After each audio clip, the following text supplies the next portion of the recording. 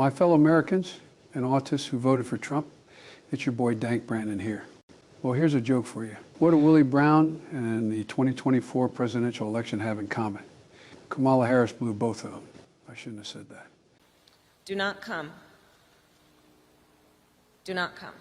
I'm gonna come.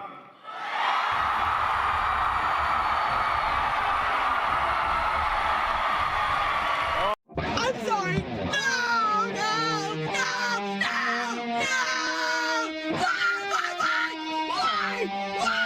Why?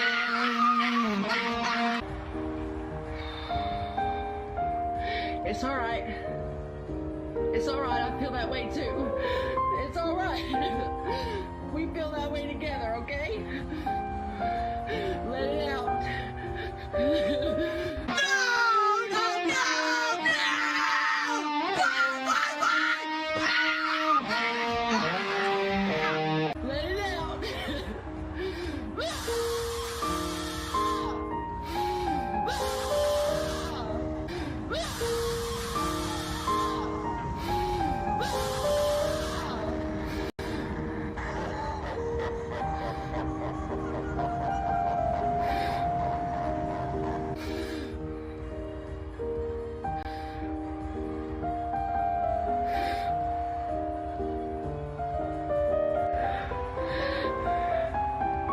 Oh, Jesus Christ! I'm so pissed off! Fuck! Fuck! Fuck! God damn it! Excuse me, it's ma'am. It is ma'am. EBTs and above. EBTs and above. Kaya, please just fucking go, but just stop.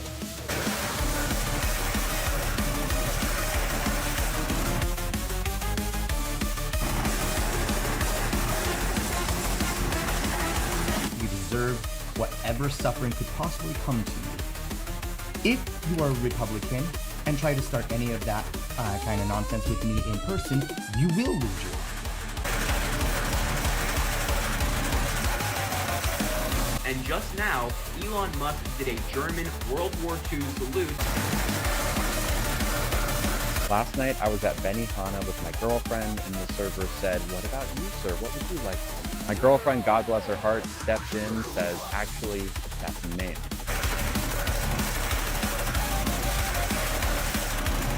Good writing, Diane. It's a lot like a great cup of coffee.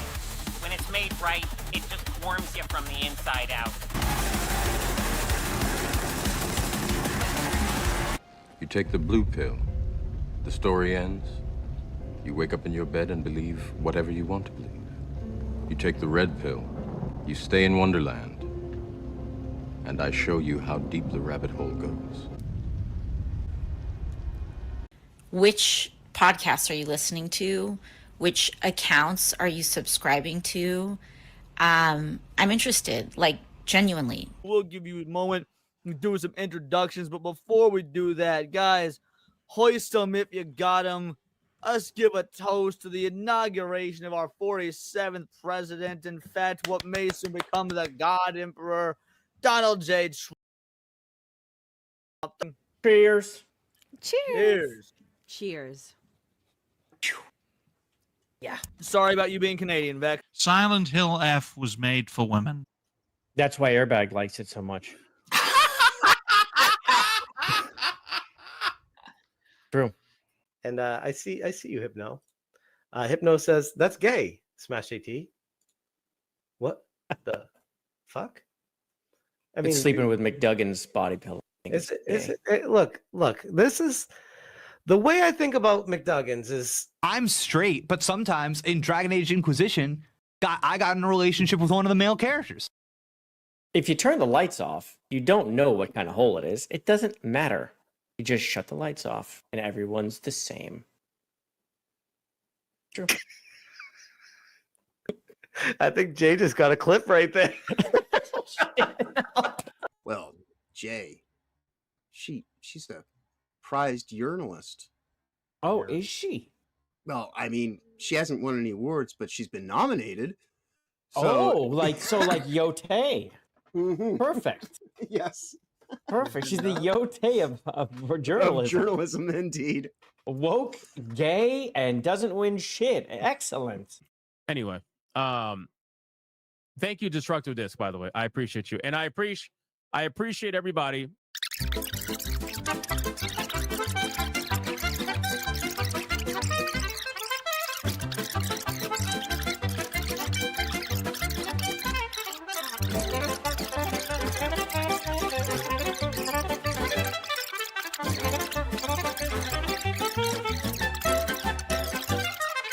Anyway, so let's get back to the super chats.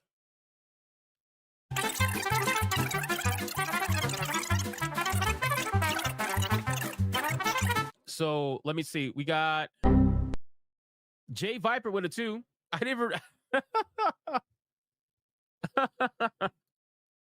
didn't even see this super. I didn't even read the super chat. I'm over here fucking going off right now, and this super chat is on screen the entire time. Holy shit! This is the best $2 you ever spent. This shit's up the entire time. Yeah, this is your pile of poop face moment, like Jaffe. That is great. People are rising up, the legends here tonight. Crowd going wild under bright pixel lights. His blue eyes are glowing and he's always ready to fight. He's got the killer skills to make the woke completely combust in flames. Throws down the hard truth bombs they hate, but the base trust his game. Keeper, commander, relieve mouse clicks precise in his command. He plays the field like a pro and leaves every opponent on reprimand. Heartbeats racing fast, the screens are lighting up and glowing wild. Legend fully loading, no one's ever gonna slow him down. Our king's on the throne now, wearing the ultimate crown. JayViper is awesome, so awesome. He's so good looking, it's true. Crowds in total love, wear it all. Hearts all shaking hard, keep shaking. Go Jay, go Jay, go. He's unstoppable, unstoppable. King of the game, no doubt, no doubt. Viper's ruling now, let's shout. JayViper, JayViper, hands up. Yeah, he's phenomenal. How is this possible? Blue eyes shining bright like a vast endless pixel sky at night. Gaming reflexes razor sharp, his instincts never miss the fight. He's the ultimate joystick legend, mastering every single controller. Keyboard king, reigning supreme, every move of nation. JayViper is awesome, so awesome. He's so good looking, it's true. Crowds in total love, wear it all. Hearts all shaking hard, keep shaking. Go Jay, go Jay, go. He's unstoppable, unstoppable. King of the game, no doubt, no doubt. Viper's ruling now, let's shout. JayViper, JayViper, hands up. Yeah, he's phenomenal, phenomenal. From shooters to RPG campaigns, he dominates every game. Tweets go viral, woke rage rising, bosses slayed. He beat the game.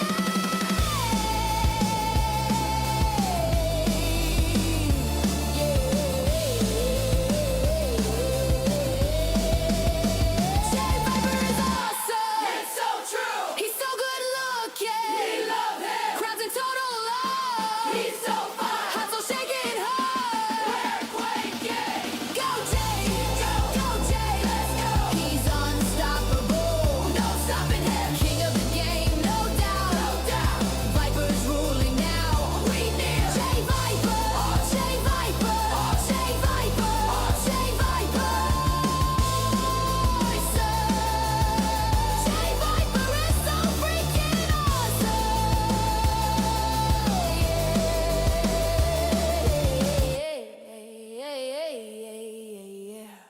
Yeah. What's going on, everybody? Welcome to a wonderful Wednesday freaking stream. It's hump day. It is. I hope everyone got their hump today. I mean, I hope so. That's what today's for. We're having a bad eyesight day. So today, the glasses are on. They're not straight. I don't really know what to do about them. But they're not, as you can see, they're like, am I crazy? Is it just me? Maybe it's just an angle thing? I don't know. They don't look straight. I don't like it. In any case, they're on today.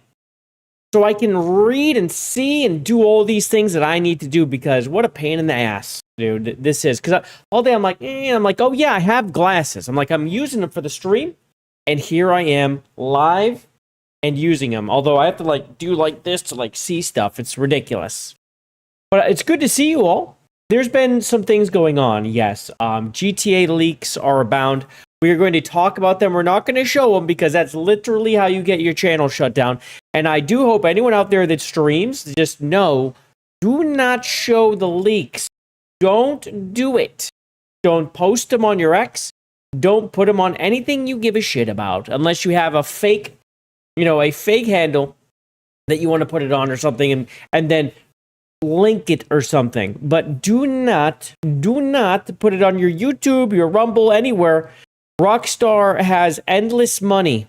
Understand this. All these people just got done giving them $1 billion for pre-orders already without even showing a trailer. They're good. They're funded, and they're going to come for you. So just don't do it, or you might end up.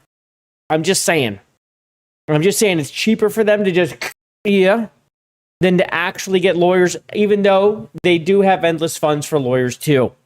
I actually know someone that has dealt with their lawyers, and that was interesting. It's because he got an early copy of GTA 4 and streamed it. That was before DMCA really was a thing, and they showed up, if you know what I mean. They showed up while he was streaming. Yeah. So that was then. Just think of how much more powerful they've become. That was then, before GTA 4 release. We're talking what, 04? What? No, wait. No, sorry. 07? Something like that? Basically 20 years ago. And they still showed up. So just don't do it. They will find you. Like these people doing these leaks, they're going to pay the price. They're going to pay the price. And they're getting ahead of themselves now. They're getting a little ahead of themselves. But yeah, let's go say hello to everyone really quick before we get rolling, because there's plenty to go over. Because, I mean, the Horizon stuff, I mean, it's just coming out so perfectly. I really did such a good job with the thumbnail. I really like it. I really like the thumbnail. I hope everyone got a good look at the thumbnail. It's just rivers of tears. And now that I have these on, I didn't realize how good it was. I thought it looked good. It looks good. But once I put this on, I see how clear the tears are, how beautiful they came out. I could not be happier. I'm so happy with my thumbnail. I really am. I do see Roadkill over on Rumble saying, I have no shield here. I feel naked. Roadkill, I'll be honest, I have no idea how to mod anyone on Rumble at all. I don't know. I don't know how Rumble works. I can't click your name and click mod, so it's over for me. I just learned how to raid people over there, like, last week. Okay, I don't know. I probably have to do /mod or some shit. But then I'll end up modding someone I don't mean to. I don't know what I have to do. And my keyboard for all that shit's over there, and I have to bring it up here, and I have to type. I don't have time for this shit. I don't have time. Can you just mod yourself, please? Get it done. Figure it out. We got Maverick over there as well. Good to see you on Rumble, my friends. Thank you very much for finding the time to find your way over to Rumble. And make sure while you're over there that you do like the stream, subscribe, and all those good things. Or maybe even share it out. That'd be amazing. That would be freaking amazing. I see we got an incoming raid before we go and saying hello to everyone. Hello to the raider. Shout out to you. Thank you very much, King Alu Card, who I believe is saying incoming raid. So maybe someone else is coming. I don't know. I don't know what to expect. So we will see. But thank you for thank you for letting me know. I'll keep an eye out for it, I guess. I'll keep an eye out. Okay, let's see. We've got, well, shit, we got Roadkill was first here too. My God, look at this guy. This guy's everywhere. I can't get rid of this guy. I keep trying. He just keeps showing up and getting mod. It's ridiculous. We got Fox of the Moon Shadow is here. What's up, man? Game journalism died because they sold the reviews and now no one trusts them, basically. And you don't know. The thing is they might not sell a review, but you don't know, do you? You don't know who they're selling them to, because they do. They absolutely do this. You know, the see, this is where the thing is. They're gaming. So the advertisements are generally games or companies or things like that. And if they put a bad review, they can lose it. Ubisoft has done this to people, or was it Warner Brothers? I think it was Warner Brothers or Ubisoft has threatened it or has actually dropped advertising because they didn't like a review score. We've seen this in the past. So it's a tough line to walk. It's a tough line to walk. Like, you can't tell someone, no, you have to give us funding. You know what I'm saying? It's a tough line to walk, which is why the answer is content creators, people who do shows like this, people who go and play games, people who review games that do it for you. The funding comes from the fans.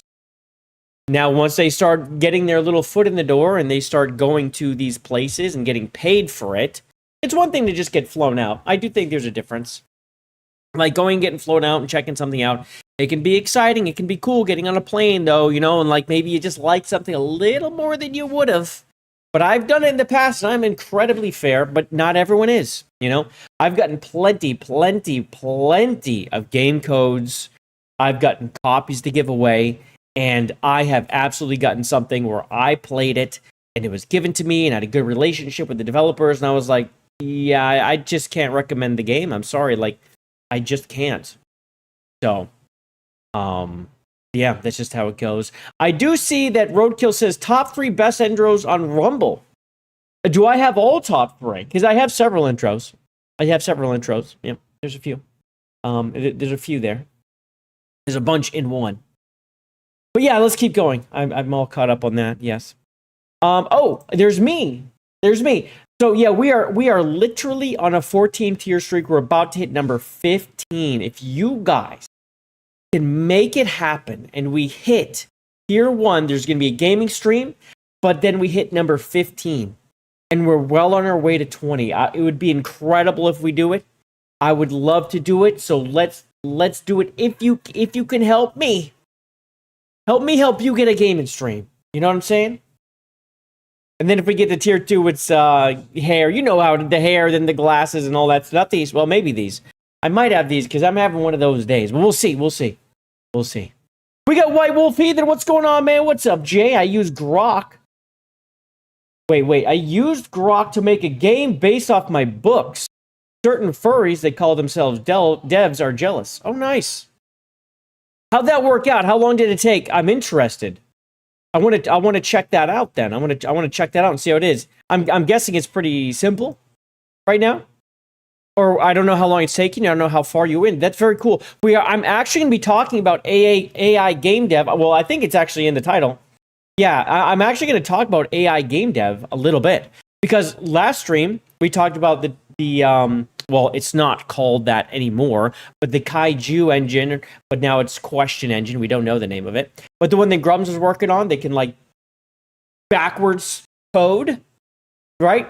So we have that one that we're talking about. We've talked about AI game dev before, but now I'm starting to see games being shown where people are playing them, and we're getting closer to it being able to do it. Now, I messed with it for like, I think 30 minutes once, where you get the Grok build on your computer. And I was like, let me just see what I could do with an FPS. And I was just very, very specific about a couple things where it was basically, let's see, so it was just a little arena because I wanted to test like getting up on ledges, things you can jump over, things you can jump up onto, things you have to climb up, right? Just different heights. And I wanted to make it so like if you're on an edge, you balance. And it was able to do these things. It took a little work. Now the game was ugly. I didn't really like tell it anything specific. And then I like gave it some colors so I could just see if it was doing the right thing, what I would expect. Like, you know, the short ones are blue and like the The medium ones that you could just jump up onto were like orange or something. Once you had to climb up or green, just so I could make sure I was doing the right thing. And then there were unclimbables that were too high. But it worked okay. The controls were horrific. But again, these weren't things I really went into. They were very, very, very standard. It was just me seeing what it could do. And it could. So, you know, there's something there, but I don't have time for that shit. I don't have that time for that shit right now, but it's very cool that you did. Again, god damn it, you got me all sidetracked. John Oxiles, press F for Horizon Hunter Gatherers. My friend, if we could, Horizon Hunters Gathering is in peril. If we could get some Fs in the chat because the live service is basically what is going to happen to these leakers by Rockstar that has already happened to live service for Hunters Gathering. Very exciting. We're going to be talking about that a little more today. And agreed, rest in piss. Yes, indeed. Rockstar deploys mercenaries to convert your bones to set. See, this is what I'm talking about. They have endless. They can get you. They can get you. Can May Anjo. Okay, hold on. I started reading it before I figured it out. We're gonna get this. Can May Kanogia. Okay? Says GTA 6 looks like Red Dead Redemption with cars. Man, let me tell you. Yes, it does. It kind of does. I don't feel like they've made any leap. Now, GTA, you know, Red Dead Redemption 2 looks pretty good. I mean, it's a good looking game. Hey, yeah, we're going to talk about it a little bit. We're going to talk. Don't worry, we're getting there. We do have a King Alucard raid. What's up, 2K Gamer? What's up, man? Thank you very much for coming on over. And we got King Alucard himself is going to be here. I will be finishing 2 playthroughs on stream this week. Tomorrow is my last Cyberpunk stream, and Friday is the last Persona 5 Strikers. Damn. So you've just been like bouncing back and forth, and you're going to finish them all at once. Look at you. Well, GG's on that. Those are 2 big ones. I never finished Cyberpunk because I kept like remaking my character. And I kept messing with stuff. So I never actually finished the damn game. I don't think I had that much further to go in my latest playthrough, but now it's been so long, I don't even, it's again, should I just start over? This is what I do. I'll play something, start playing something else, come back, I'm like, well, I don't remember, and I start over, dude. It's just like, oh, you have 150 hours in this game. Yeah, I never finished it, or whatever the hell. Yeah. One battle, it took 15 minutes to complete. Oh, 50, so you can, okay, so you can just keep on making it better and better then. That's very cool. There's a link in the, okay, I'll check the DMs. You don't like the new layout when watching a YouTube through PC. Chat box is super large and the video is smaller. I haven't noticed. I haven't noticed. Are you sure you're not zoomed in by accident? Or zoomed out by accident on PC? Hold on, let me look at this. Let's see, which one do I have it open on? Is it?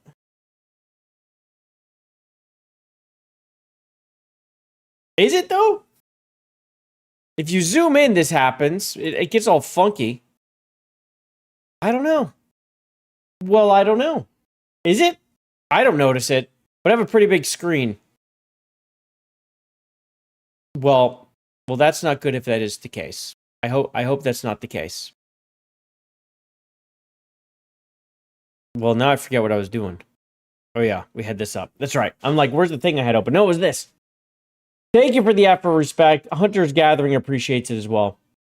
You linked the game in my X post. Oh, which one? I will look. What's up, Valkyria Winter? Welcome, welcome. Lick, tickle, rub, like that button. Do all the things. And you know what? Don't be nice to the button. Actually smash the fuck out of it if you could. I'd appreciate it. The like button has been pissing me off. So if you could, please. I see Slayer Game says the best intro is Toasty. Second best is JayViper. You know what? I'm going to go out and just let you know that I appreciate that because I helped Toasty make hers. I helped Toasty make hers, and the only reason you like hers more is because hers has titties. Let's be real. That's why. Let's be real here. Let's all understand. We're on the same page. We know. What is the Hunter Schafer is my bottom play toy skull? What? What? Oh my god. fantastic game. I'd watch you play it, Jay. Oh, Cyberpunk. The one thing that pisses me off about Cyberpunk is it should absolutely have been third person, and I will never change that. I will never change my stance on that. That should have been third person, not first person. You should be able to just choose back and forth. And there's no third person support, which is just, it's earth shattering. You stop and you take pictures and you can see yourself. That's when you get to see yourself, is when you're in photo mode. It doesn't make any sense to me. It shouldn't have been that way, especially with all that stuff. Yeah. You're only 2 games away from slaying 500, are you? Damn, GG's to you, bro. Do you know what your last 2 are going to be? Take a look. It works in FPS. It works in FPS. What works in FPS? Take a look at what? I'm so confused. I don't know. We're not looking at Hunter Schafer. Is that what you want me to look at? I'm not doing it. I won't fucking do it. No. Absolutely not. Third person for Cyberpunk would be jarring? No, would not. Absolutely not. No, you can totally do it. Are you kidding me? Absolutely not. It would be perfect. There was a third person mod that was out there. I don't know how far along that got. I tried it when it was new, but they didn't have a lot of the animations yet. So it was jank. Maybe it's good now. There's a mod for third person in Cyberpunk. Not sure how. Exactly. yeah. There we go. Yes, there is one. And when it was announced, I was like, sweet. And I went and got it, and I was like, oh, it's not ready. It's like, it's quite a ways away. Nah. I'm good. I'm not going to play a busted mod.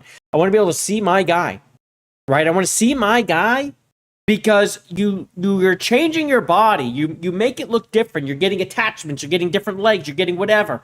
And you never see yourself unless you walk up to a mirror and click a button and just stare at it like this. And then you walk away, and that's it. Unless it's a cutscene, works fine in first person and not much into FPS. No, I get you. It works. It works. Game works. But I want to see me. It's just one of those games where, like, you do all these things to your body and you just never see you. $4.99 will be the takeover. It's a great indie beat 'em up. Excellent. Well, good luck to you, my friend. I hope all of that goes phenomenal. It's looking like we do not have any. Let me just double check that I haven't messed up, but I don't think we have any pre-stream party crashers. So I believe we're going to be starting out on the struggle bus immediately. Let me just make sure. Okay, we're not. Okay, so all right, we're going to watch this. We're starting out in struggle. We're going to start it out struggling, and hopefully we can pre-stream party crash soon. And I'm going to get the first thing set up. Here we go. Destination! Tier 1! Full send!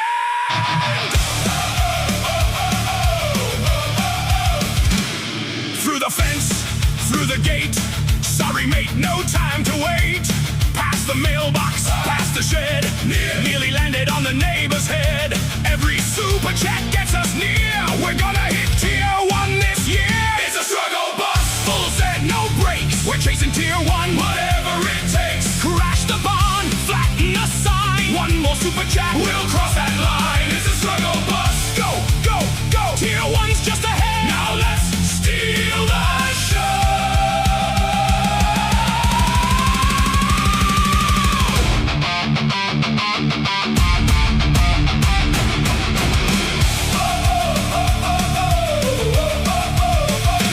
Tier 1. 200 meters. We're almost there.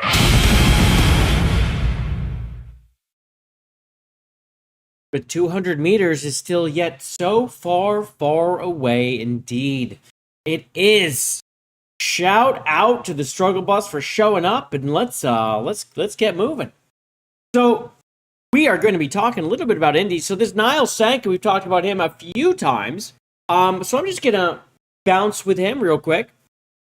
So this is the guy who worked on the previous Halos, the good ones, and has basically, we've referenced him a few times when it comes to the latest Halos, which have been less than stellar. Yeah, we'll put it nicely. They've been less than stellar. Yeah, they've been woken crap, basically. Let's be real.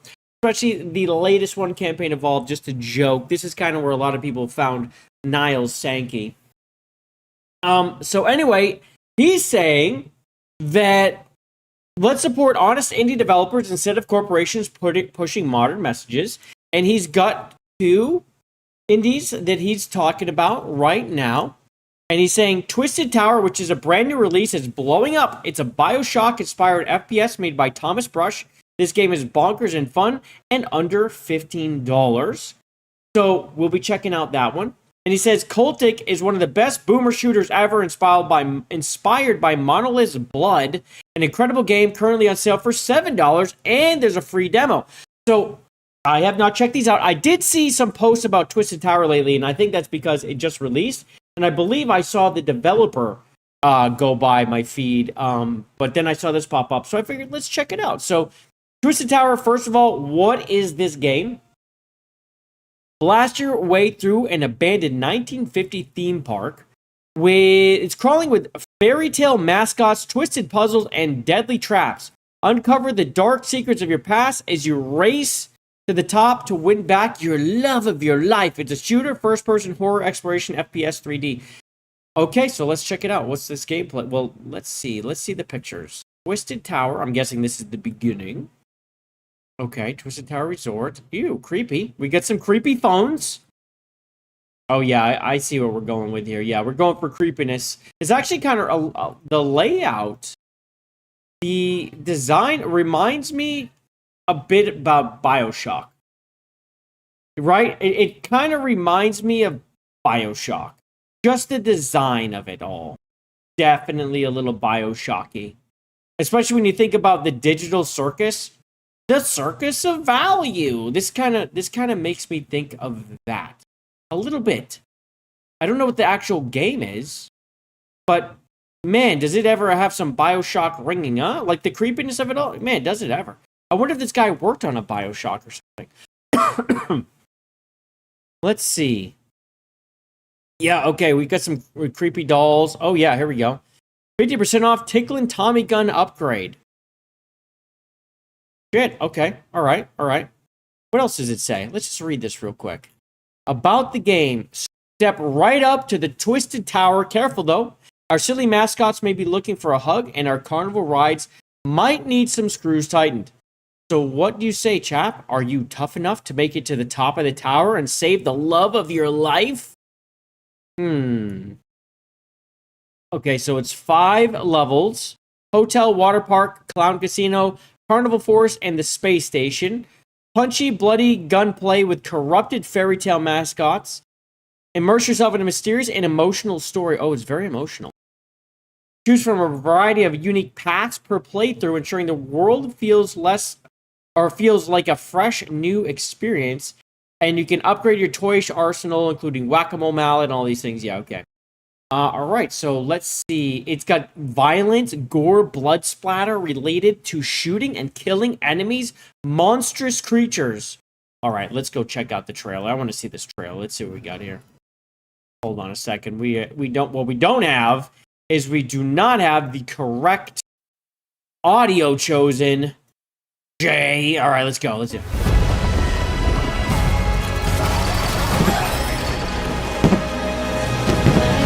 Oh, those are pretty creepy.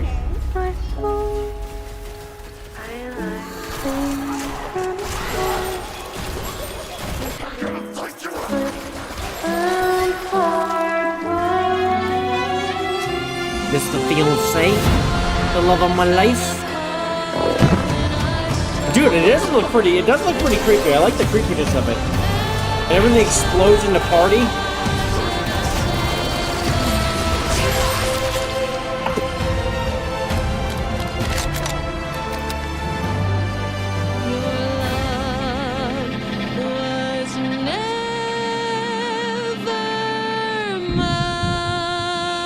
Huh. Ooh.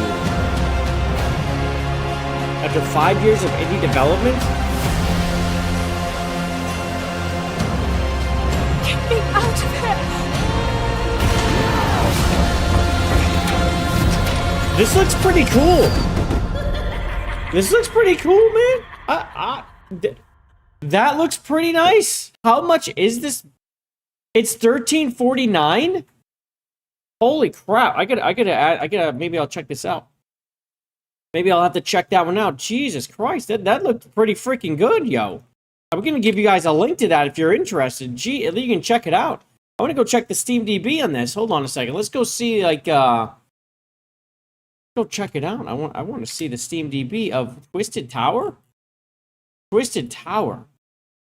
Twisted Tower. Yeah, here we go. Let's see. But yeah, it's tiny. It's a tiny little indie. Itty bitty indie, dude. 827. Jeez. It looked like it jumped right up. Yeah, brand new game. There you go. All-time peak on Twitch. So yeah, this is pretty under the radar. Very new. 5 years in development. Number 88 top seller. Number 83 wishlist activity. So it's starting to move. It looks like people are starting to get a. Let's see. Get a little bit of an eye on this. Oh yeah, here we go. Boop boop. Here we go.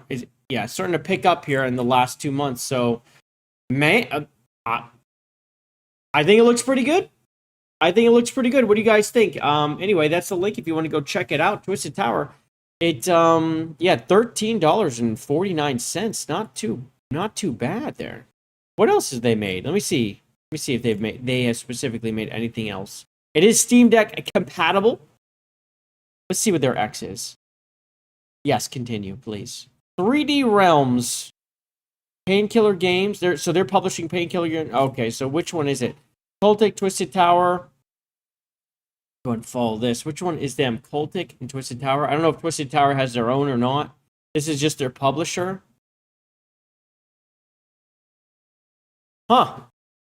All right. Well, anyway, I'll have to look into that a little more. Not right now, but I do want to. I very well may check that one out. Pretty solid. All right. What is the next one then? That was a good surprise. Cultic. Oh, so these are both from the same publisher, Cultic and that one. Okay. So this one is Death is Only the Beginning. This one released in 2022. So this is a little more OG. So Death is Only the Beginning. Crawl from your grave and gear up to fight your way through the ranks of a mysterious and twisted cult. You, your guns, and your dynamite will have to shoot, slide, blast, duck, dodge, and maybe throw a gib or two to survive this old school inspired shooter. So this is more of an OG shooter. Overwhelmingly positive.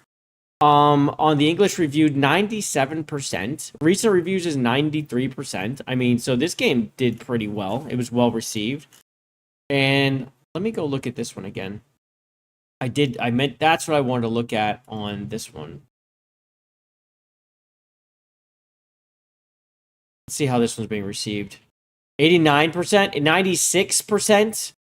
So really it's 96% have been positive. It is 89, so there's been some returns. But for the most part, it looks like people like the game. 96% or 89 with returns. I mean, so there's just been a few people return it. I mean, Jesus. All right, so let's check out Cultic pictures real quick.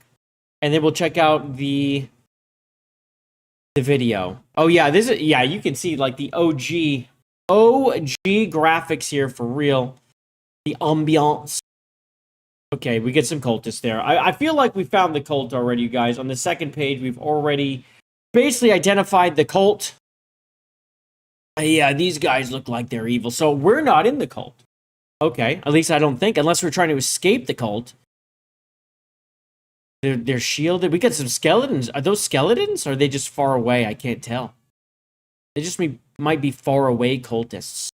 We're in the underground cult. This is some kind of like underground shipping cult. Yeah, look at this. Oh yeah. They got a container ship. I wonder. Okay, so I want to see the animation of this game. Let's see. We're gonna look at this one. Is it supposed to be black? I can't imagine. No, it's not, is it? Okay, I guess it is. My bad.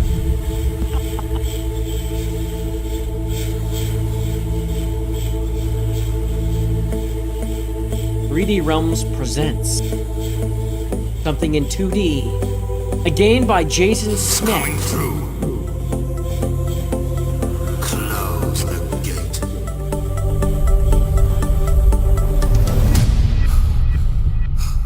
What's up, Kevy? How's it going, man? Wow, this is OG animation. It's like Wolfenstein. What's up, Kyle? Interlude? What? Oh, cultic interlude? Okay, hold on. We're gonna look at this other one. All right, we need something else. There we go. Need something else. That was like a preview trailer.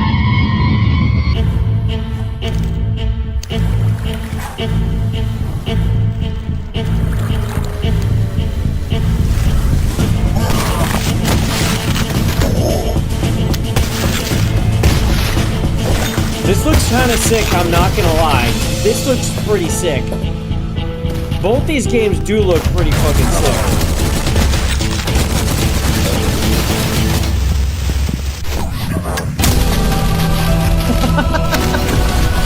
Not bad, alright.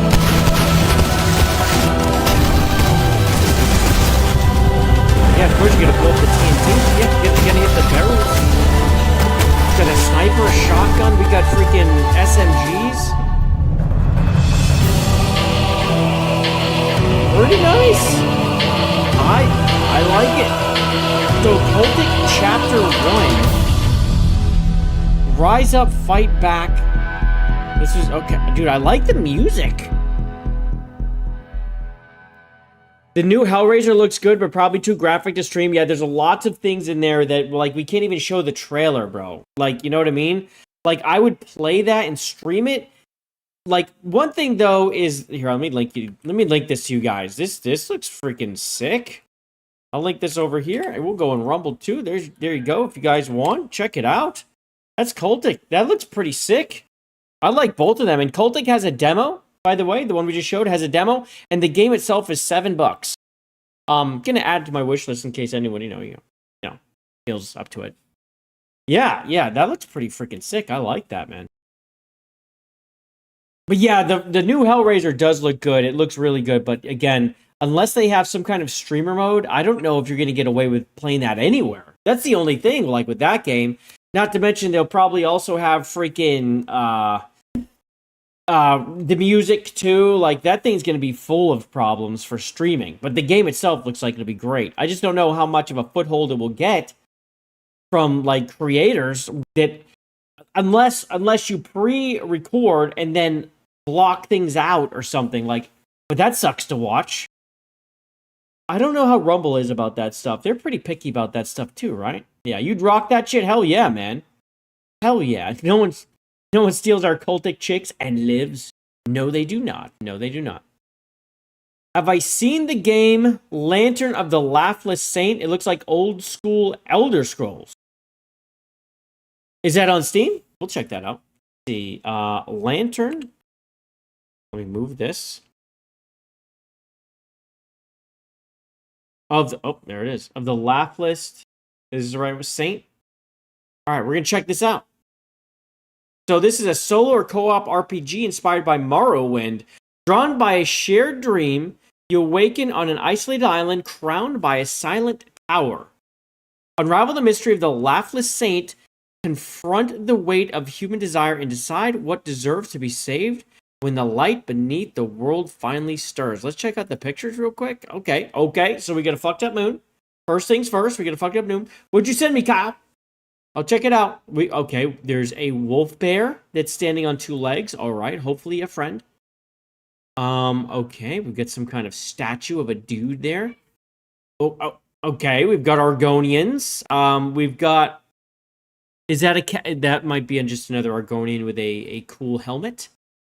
Oh yeah, dude, this is pretty sweet. Yeah, so this is based on kind of a shout out to Morrowind. Oh, here we get the OG. Let me move this out of the way. We get the OG health and stuff. Okay. I mean, yeah, this is, all right. So, let's just go and check out the actual video, shall we? Let's go check out the video. Your story 28 on that wake from the same dream starts with a dream.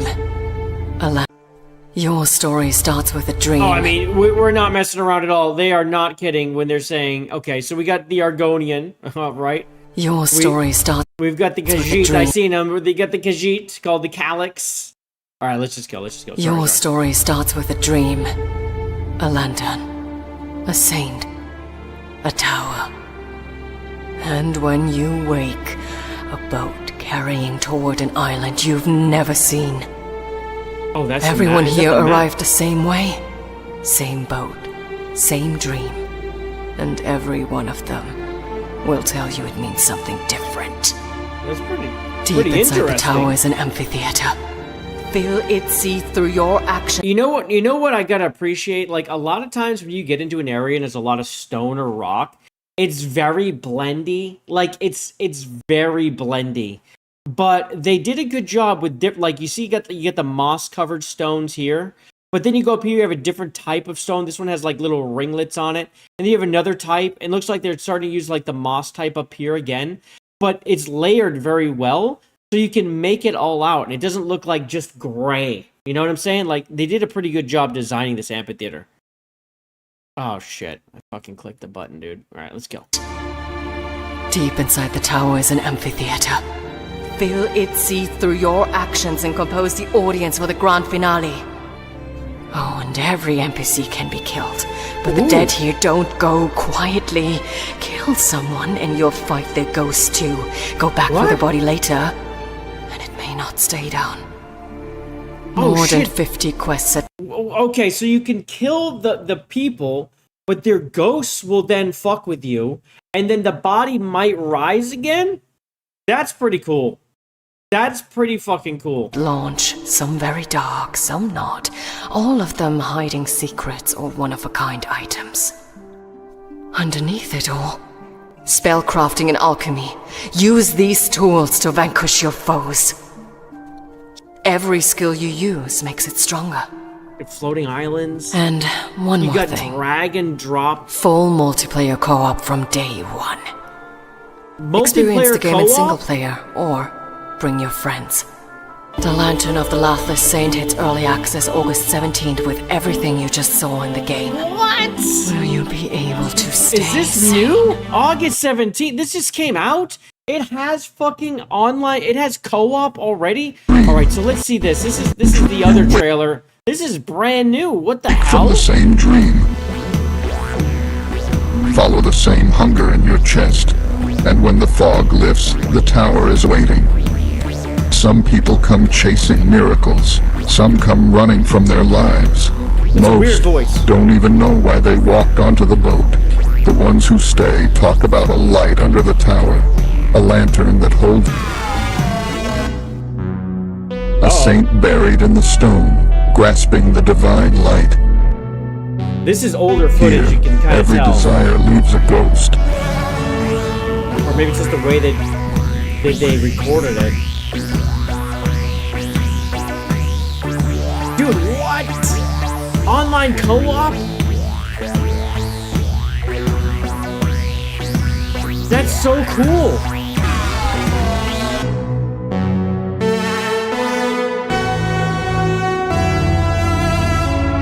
Dude, that's In the badass, end, man. someone will carry that light out of the dark and into the final chapter.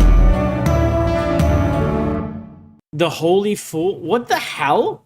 How have I not heard of this game? I usually have my nose to the ground. I wonder if this is doing well. Dude, it deserves to be doing well. What the fuck? Wait, what was this? What is this? Oh, I somehow went through the apps and packages. Okay. Okay. Yeah, dude. Oh, man.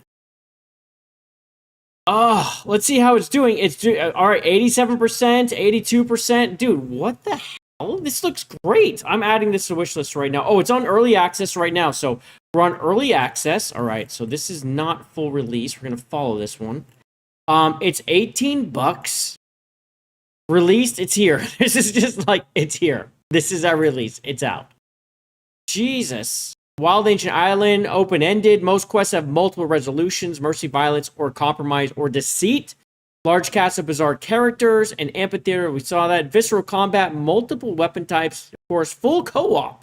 Play the whole game together, explore the world, share the spoils, and decide who you will become because the consequences belong to all of you. The tower does not call the whole. It calls the broken the wanting. Fill the seats. Start the performance.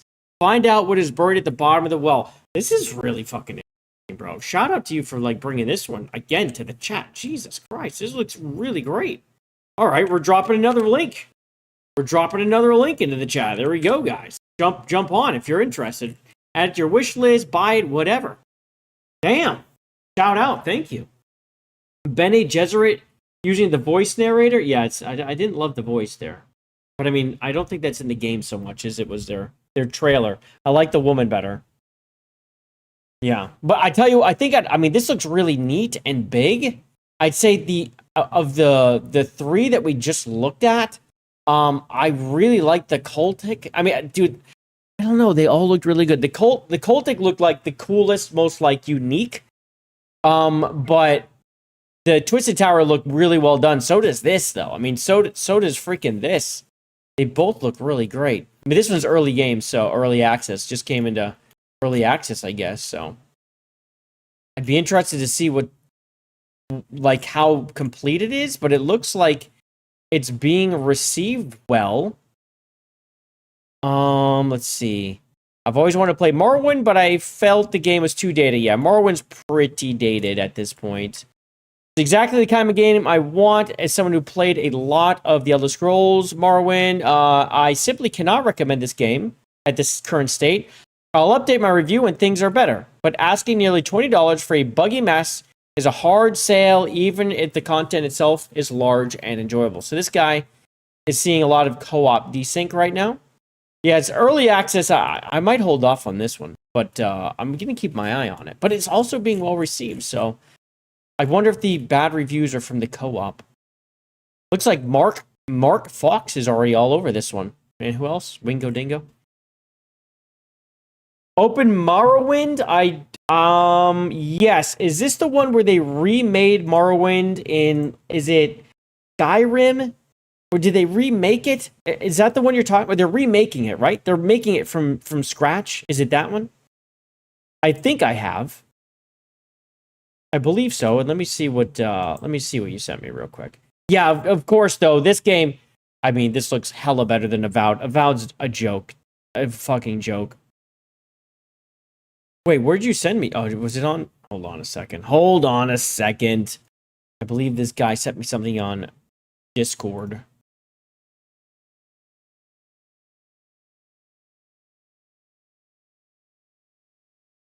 What the hell is this? X? Senator Alex Antic?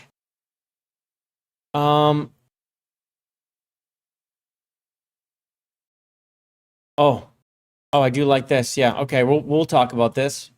Sure. We'll hit this up first. We'll hit this up first thing. There we go. We're going to talk about this then. Thank you. You know what? We haven't played this one in a minute. It's breaking news.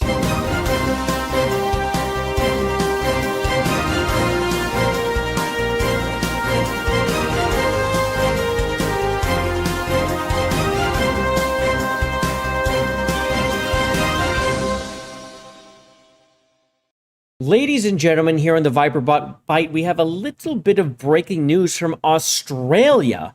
Did you know that this certain person, Senator Alex Antic, is introducing a bill that is called the Broadcasting Service Amendment?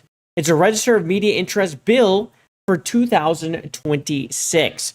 If passed, the bill would require journalists and others inside the media to publicly disclose what they earn, any gifts they receive, and the origin of same.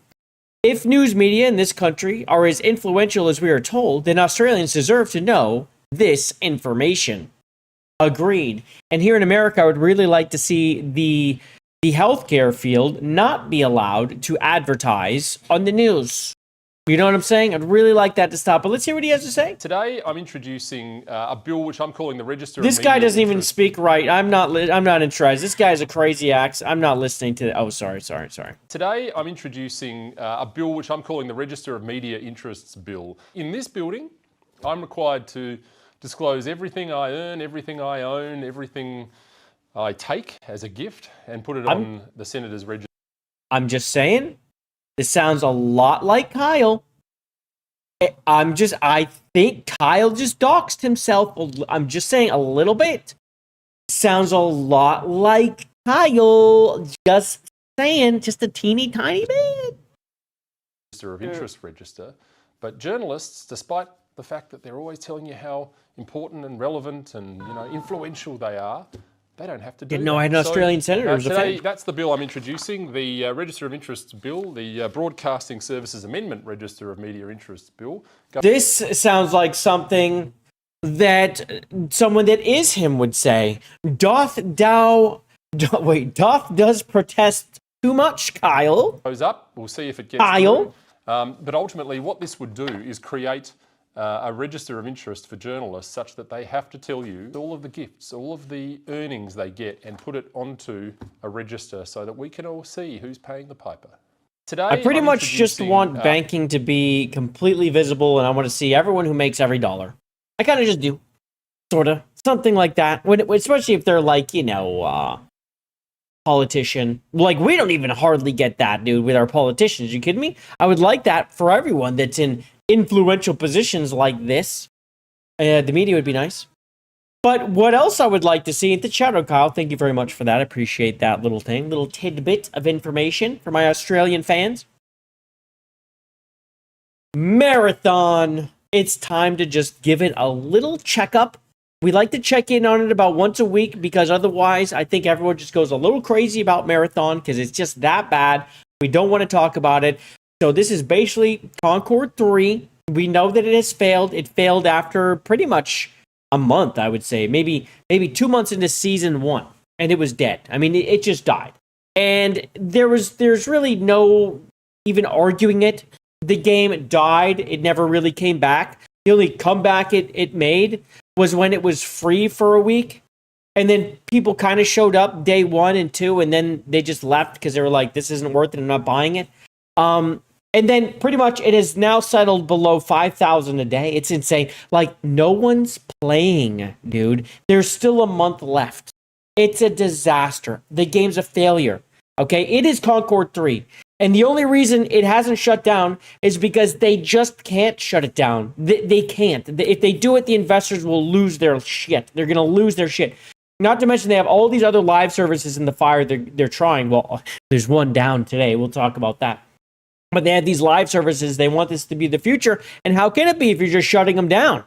No one's going to buy anything if you're just shutting down all the live services. So their future live services depend on Marathon just being up, just to drag its corpse around the office. I mean, that's pretty much all it is. There's nothing there to play. The game isn't good. Let's be real. That's why people aren't playing it. The extraction shooter thing just doesn't appeal to the people who Marathon is designed for. Marathon's designed for casuals, right? Casuals with no taste in art, no taste in story, no taste in character design. And there's only a few of those people anyway.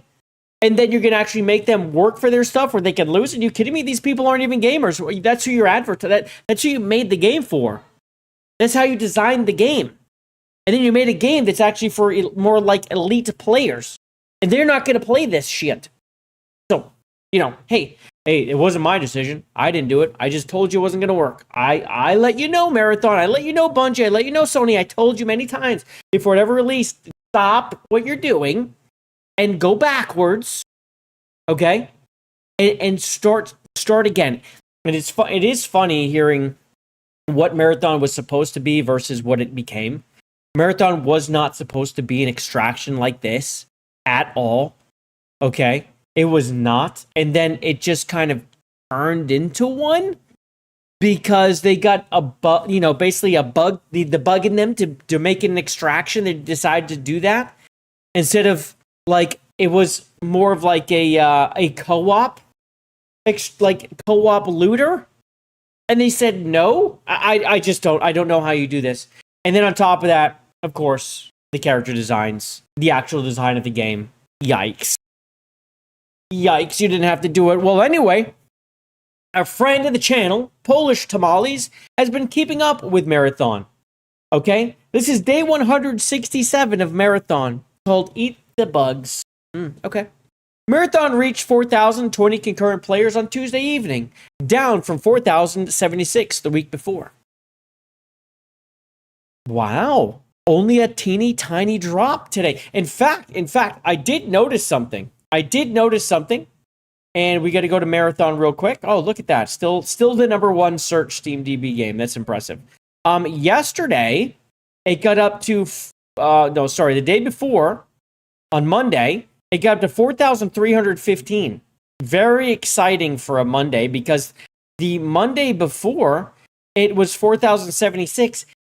This is the first time I've actually seen it be higher the following week, and I don't know what caused it, but they did have that tiny release coming with the new gun. So I just wonder if people just came and just played the day before. I believe the day before it released. I think it released yesterday. In any case, it went up. Hey, Marathon saved. Just a tiny clap, just a little one. It's saved. Yay. Very exciting. Very exciting. They saved Marathon. Oh, man. We were here for the day that they saved Marathon. It's pretty exciting stuff.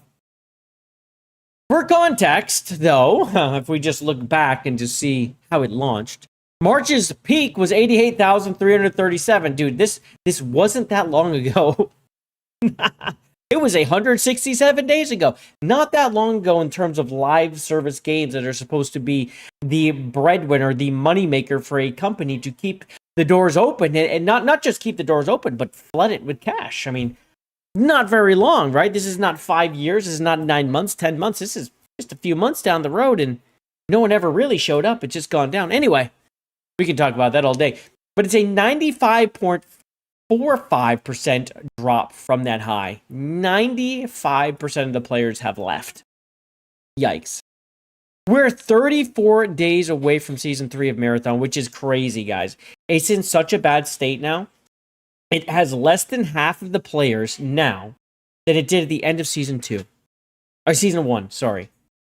And it still has 30 days left of Season 2 left. It's a nightmare. It's a nightmare scenario. But Destiny 2's concurrent player count is 27,989. The game that they decided to just stop supporting.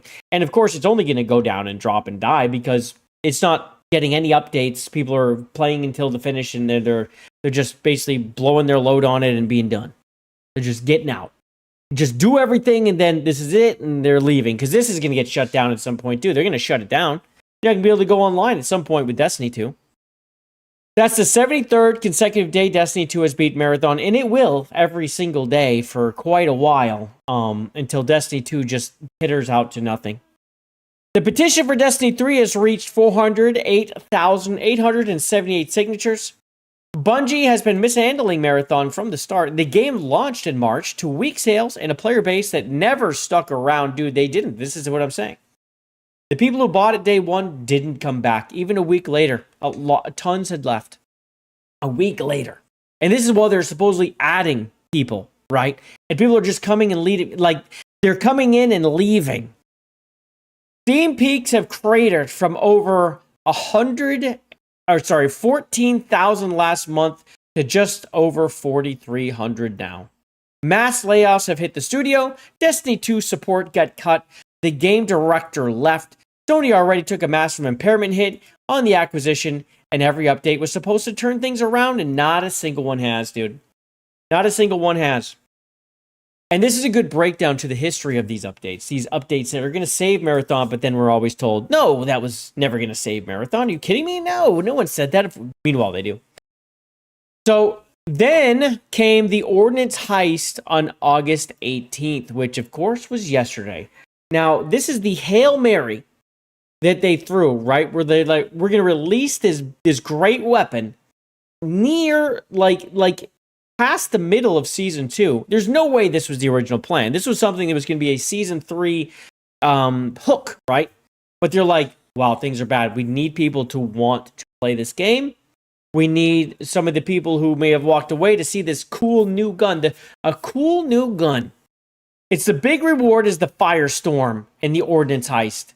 Marathon's first power weapons, the first one, it is a special weapon. To get it, you farm key templates on perimeter, you complete objectives across day and night versions of Dire Marsh, and you collect 3 finished keys. Then, you race other crews to a locker while the whole lobby tries to wipe you. So this is all going on while one person or one group's getting out. If you survive all that, you'll unlock a gun with exactly 6 explosive shots and no reloads. These guys, dudes, guys, they have no idea how to make a game for extraction. They have no clue. So in order to get a gun with 6 shots, a special power weapon, you have to risk everything. You have to risk your armory. You have to, whatever you're wearing, and get in there and go. But really what's probably happening is you go in with a free loadout and just hope you can be fast enough and good enough to get out to get this gun that now has 6 shots with no reloads, no ammo, just 6 shots to go bang, bang, bang, bang, bang, bang. Well, that sounds terrible. I don't know about you, but that sounds terrible. So you get no extra ammo, and then when you extract, it turns into credits. You cannot keep it. These guys are... So you fight the entire lobby for the gun, and then you cannot keep it. You get to turn it in for credits. Do you understand this? Does anything make sense? Now, I'm going to read this again because I broke it up. Okay? Because it doesn't make sense, so I have to read it again. To farm the key templates on perimeter, you have to complete objectives across day and night versions of Dire Marsh. Okay? So you collect the 3 finished keys, and then you race other crews to a locker while the whole lobby's trying to wipe you out. Or maybe they're also trying to get there, right? So you're fighting these people while you're trying to get the locker to get the one gun with 6 shots. And if you survive all of that, go unlock a gun with exactly 6 explosive shots with no reloads and no extra ammo. And when you extract with this gun, it disappears and turns into credits. You can't keep it. That's their big plan. Yeah, that's it. This was their idea of a good idea. And an extraction shooter is to make it so you get this gun, and no matter what you do, you lose the gun. No matter what you do. And I do wonder if you use all 6 shots up, if you get less money, or if it goes away, or what. Like, let's just say maybe you get the same. You use up the 6 shots, you get the same amount of money when you extract. I don't know. Or maybe the less shots you use, like the more ammo that's left, you get more money. I don't know. In any case, this is the dumbest thing I've ever heard of. This is one of the dumbest things I've ever heard of. And it just shows how basically corrupt Bungie is when it comes to anything creative. They are creatively bankrupt. I guess, not corrupt. Bankrupt is the correct word. Players called it the wackiest, least practical non-event they've ever seen. A desperate multi-run scavenging hunt for a temporary toy that disappears the moment you leave a match. It's so stupid. The update itself was a mess. Servers went down for maintenance. When they came back, players could not queue into Dire Marsh or Night Marsh at all. The bug sat there for 5 to 7 hours before Bungie fixed it. The event that was supposed to give people something to do until Season 3 launch was broken. It launched broken. And then was underwhelming on top of that. And again, you see this showing up in the numbers where people showed up and then it hit the lowest low it's ever had ever. It had the lowest low that it ever had ever last night, I'm pretty sure. 1170? I don't think it's ever been less. Other than these resets, I don't think it's ever been lower than this. Jesus. Season 3 starts September 22nd, and that is so far away. That is 34 days from now. Those 34 days matter more than anything Bungie has done so far. Sony's watching the numbers. If player count keeps falling and the next season fails to land, the pressure on Bungie will only get worse. The studio already put everything in a marathon. The clock is ticking. And again, they have to make this free to play. There's no not making this free to play and having any any chance of success. You cannot sell this for $10. It must go free to play. They're going to open up those floodgates. I do believe it's coming. They just haven't told us. I believe it's coming. I believe Season 3 is going to introduce it, whether it's at the beginning or somewhere in there. Free to play must come. It cannot survive without it. It won't survive with it. Understand. It cannot survive in it. This game is not going to be Rainbow Six Siege, where it starts out not great and then grows this audience. Because Rainbow Six Siege did it by having really solid gameplay and operator use, right? Likeable characters that you could be that were useful, the right way, you upgrade the right way. And then, of course, rank took off and all that really brought in more people. And then boom, the esports really did it. You can't get any of that. They have excluded all of that from Marathon by making an extraction shooter. It never had a chance, bro. It never had a chance, and we said this from the beginning. What are you doing making this? And they did it anyway, and here it is. And all the people, it is funny, some of the biggest, hugest supporters are now talking about Wolverine instead of this. Even certain Marathon accounts have stopped talking about Marathon completely, disappeared, and now all of a sudden they decided to start talking about Wolverine. Because at least Wolverine is going to be successful, I guess. They can't be wrong about that, right? Even though that game sucks. But again, that's going to sell. So shout out to them. And shout out to Marathon. Good job. Good job, Marathon. Oh, dude, not going good. Not going good. Damn.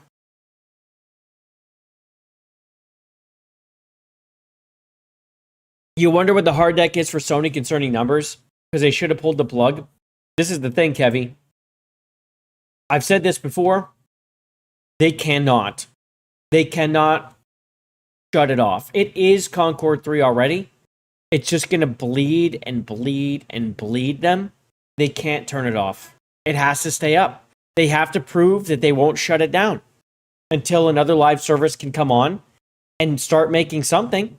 And they can show people, look, we're still supporting Marathon. We didn't shut that down. We got rid of Destiny 2, but it was around for so long and it's so expensive. But our next game, look how long we're keeping it up.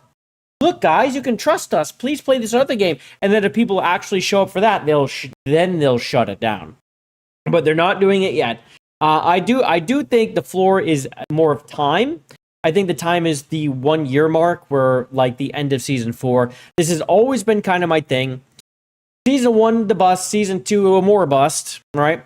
And this is kind of the track we're on. Season 3, free to play. Season 4, the end. The end of season 4 is the end. That's it.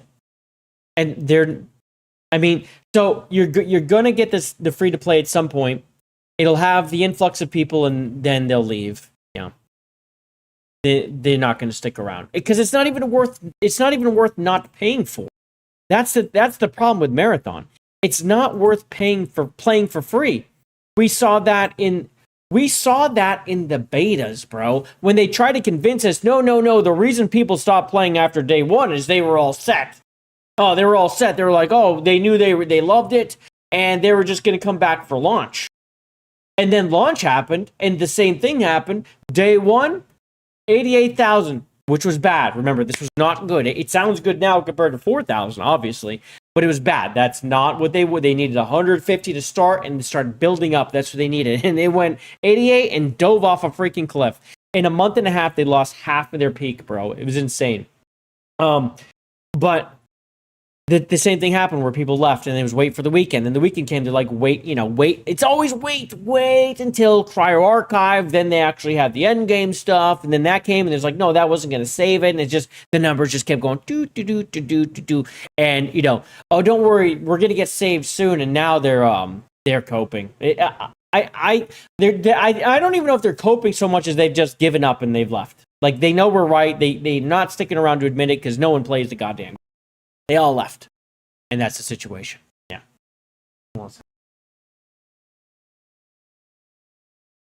Is he on? No. You cannot. You cannot.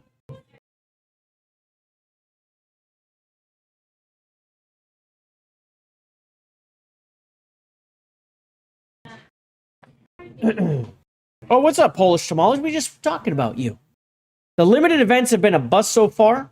Even yesterday's new event failed to pull in and keep. Dude, it's insane. It didn't even move the... Dude, it didn't even get more people yesterday than the day before. And Monday actually was higher than the previous Monday. It's the first time I can even think of where the day from the same day from the week prior was actually higher. I don't recall that ever happening, ever. But this is what's happening now. The reason that's happening now is because we are seeing the floor. This is the floor. This is the core players. We have found the core players. They're here. And it's still dropping off. But we're there. We're seeing the core players. It's less than 5,000. This is it. Peak. And then people are like, well, that's just how many are on at once, right? Yeah, I do. I understand that. That's kind of the point. It's bad. I don't know if you know that. Oh, no, 140,000 people play every week. No, they don't. First of all, they do not. Because 149,000, right? So you sold, what, 1.5 million over all this time? You can just look at the peaks and just divide, and you can figure that out pretty easily. When you had 1.5 million shipped, you had 88,000. Well, now you have 4,000. Multiply, all right? And that's if all 1.5 million actually fucking showed up that day, which they didn't. Yeah, so these people, when they start talking about how many more people are actually playing that day, it's not true. It's not true. What? Maybe you got 25,000 and on a good day rolling through Steam. On a good day. And maybe 10,000 on PlayStation and Xbox together. So what, 35,000 people a day on a good day. On a good day. I don't think you're really getting that, by the way. I don't think that's happening. I don't. Yeah, no. These people are cope. The amount of cope is insane.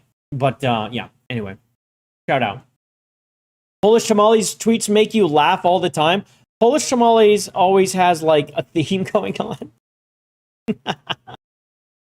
He's always got the pictures. He's got his characters he's created. We got the ex-voto girl here. We've got, oh shit, I'm not sure who some of these people. Well, they're, oh shit, what was that? What was that game called?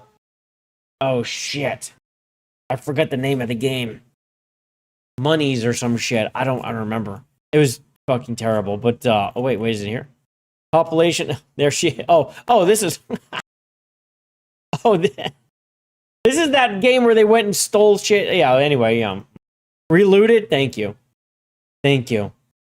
Yeah, he's always got something going on. He's got his little characters right here. So this is your, I don't even know them all. Val? No, this is not Val. Who's he called? He's got names for them all, too. It's Jesus Christ. But anyway, yeah. This is the Hunter one or some shit. In any case, yeah. Check out Polish Tamales. Always a good time. Fair Games.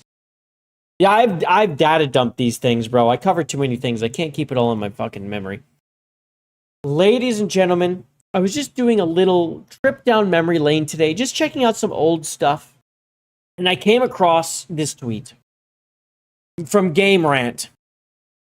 This is from a little while ago. This is a few months ago.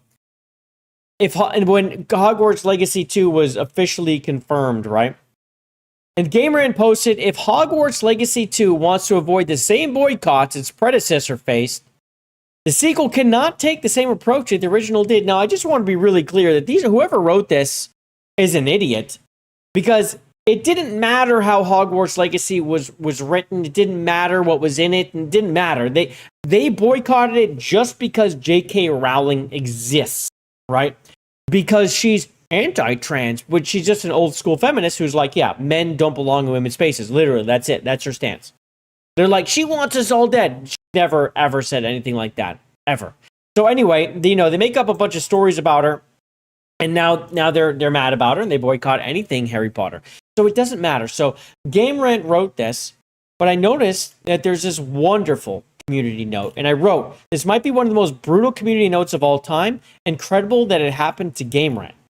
So the note says, important distinction on the first game's boycott, in quotes, as it was a niche boycott attempt. The headline of this article could lead people to thinking it was an effective boycott. The total sales of Hogwarts Legacy as of March 2025 is estimated to be 35 million copies. Since sources, the Statica, where it just shows you they sold 35 million copies. This is so fucking funny, dude. I saw that, I'm like, oh my god, this is wonderful, and I had to share with the world. And it is interesting because there was someone in here, Zembro brought this up, how the whole premise of the title is moot, not mute.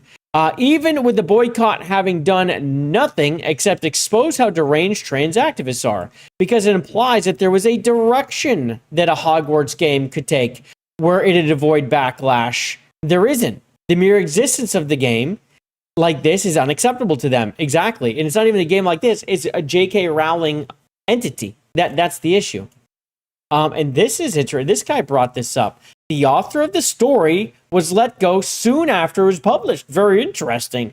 Good thing she still has her IHOP job to fall back on. Megan Lorich, this winner chicken dinner right here. Look at her. Good for her. Did she work at IHOP? Because that would be...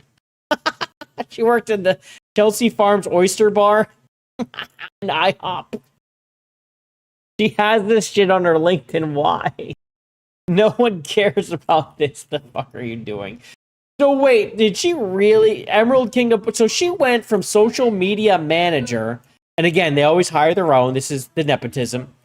She went from a host and server IHOP person and features journalist to writing this shit. And now she's gone again. And is she looking for... Yeah, she's open for work. Oh my god, dude. Just can we keep them all out? University of Oregon. And to become a game journalist that worked at IHOP? Dude, oh my god, that's so hilarious. That's a pretty good catch. But anyway, I thought that was hilarious. Another one. So we've gone over Control Resident a couple times. The last thing we saw was like some gameplay of it that was not great. I mean, I feel like they chose a really bad level to show off because it was really just a on rails A to B walking, not really much of like going on the sides of buildings or any of that stuff. And I felt like the fighting was just kind of meh.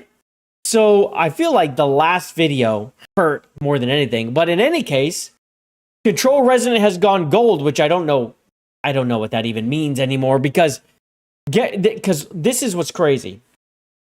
Get ready to unleash Dylan Faden's paranatural abilities in Warped Manhattan, September 24th. So it's over a month away. It's gone gold. Okay. But the physical release date of the game has moved to October 15th, almost a month after digital release. We just need a little more time to deliver the physical version to you, but rest assured, nothing stays contained forever. And then it shows a picture of the people who worked on it, which we'll look at because I haven't actually looked at this. But when I see this, man, does it ever scream moving to digital only? Doesn't it? Doesn't that remind you? Like, this makes me feel like this is a purposeful thing. How can it not be ready to go? How can it not be ready to go now? How hard is this? This is something game companies do all the time. They have the files ready. They're ready. It's gold. They have the actual file that needs to go on the disc, and then the discs get printed. Meanwhile, this is not going to be out physically for a month after a release on digital. I mean, this might be the new first step to get it going digital only, where companies are going to start doing this to make more money digitally and not physically, to start getting away from physical, so the physical percentages go down because the game will come out, more people will buy it because they're like, I don't want to wait, I'm just going to buy the digital version. And then on top of that, the physical version will come out, and then what happens once games come out, right? People just kind of like, they get a little fatigue from it. Even if they didn't buy it, they were going to wait for it, and then they just don't because it's not new anymore. So these physical releases aren't going to really move.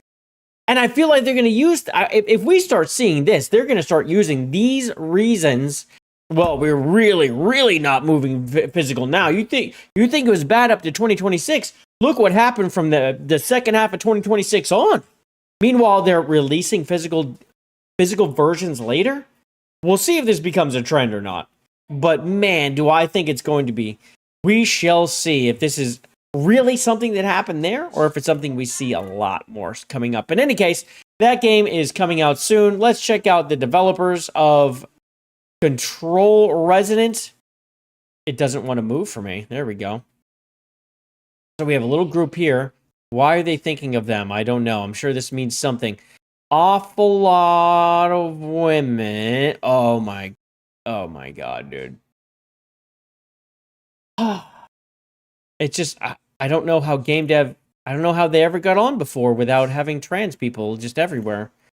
I don't know how they did. There are a lot of white dudes here. Oh, this guy. Here we go. Good for him. He's not. Yes, sure, yes. So there are a decent amount of dudes, which is a good sign, but there's some chicks, and we do have the one transformer here, or whatever's going on with that person, and I don't feel like looking that much closer on some of these. Yeah.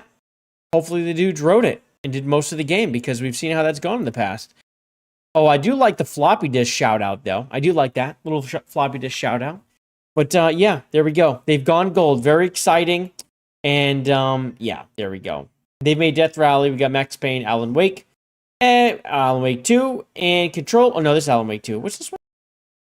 Driver? I don't fucking remember. And Firebreak. Firebreak didn't do so hot. Yeah, Firebreak did not do so hot. Any case, good luck to them. The game itself doesn't look great to me. Even the protagonist looks completely boring, dude. He looks completely boring. I did, again, this is how I felt before. I felt like it should have been the chick still. Should have been her. She's the protagonist. I felt like it should have been her continuing. But now this guy's her brother or something. But the gameplay on the city looked good. But then when I saw just moving around looked good. But once I started seeing the gameplay, it doesn't look like they put a lot into it, bro. It doesn't. It just doesn't. It looks kind of flat. And I'm talking like flatter than Melanie Mac situation. Like, it looked pretty flat. Here's a quick look at Horde mode. We've talked about Red Pine Lake a few times. These are the guys that get kicked off Steam because of their banner had a butt on it. It was the dumbest thing. Not even like a girl in a bathing suit from behind, right? Red Pine Lake, ooh, scary. In any case, they got put back on Steam finally. So this is a little update. No, I don't know if people knew this was coming, but here's a quick look at Horde mode in first person. This will be a free addition to the game, no paid DLC, so it's just part of the game. It's more action based and will have a third person option.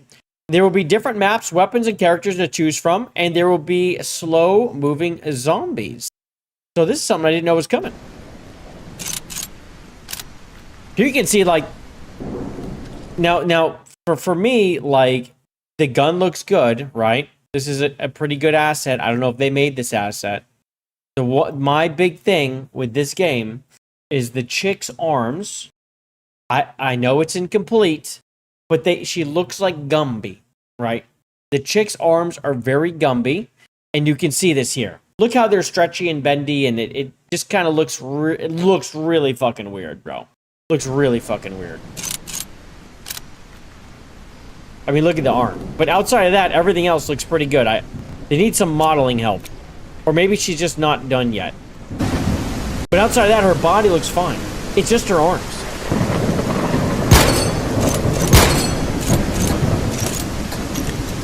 No, this looks good. Then you have this weird looking arm there.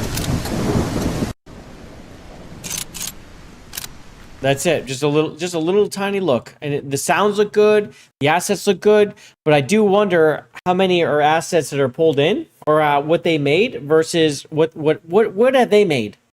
You know, they use DSP spaghetti arms as reference. Maybe this is the problem. Maybe they got to start looking at DSP memes and then get back on track. But yeah, like, but like when you go look at the actual model, she looks fine. But once her arms start moving, they start changing. I see this all the time with their stuff. There's that. Let me go see if I can find a little idea of it. Yeah, so this, like, look at this. Looks pretty good. Like, they know what they're doing. They looks pretty good. I feel, yeah, but the arms are just totally wrong. Like, I have no complaints. Does anyone else have any complaints here? Other than this white line, maybe? Yeah.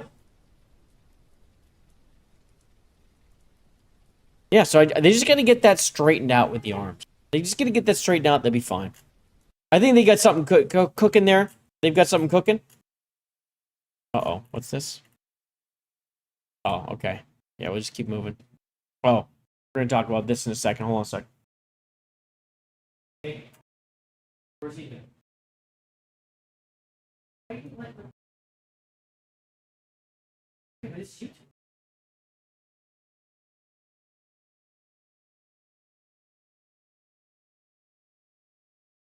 Power World, big fan of Power World over here, ladies and gentlemen.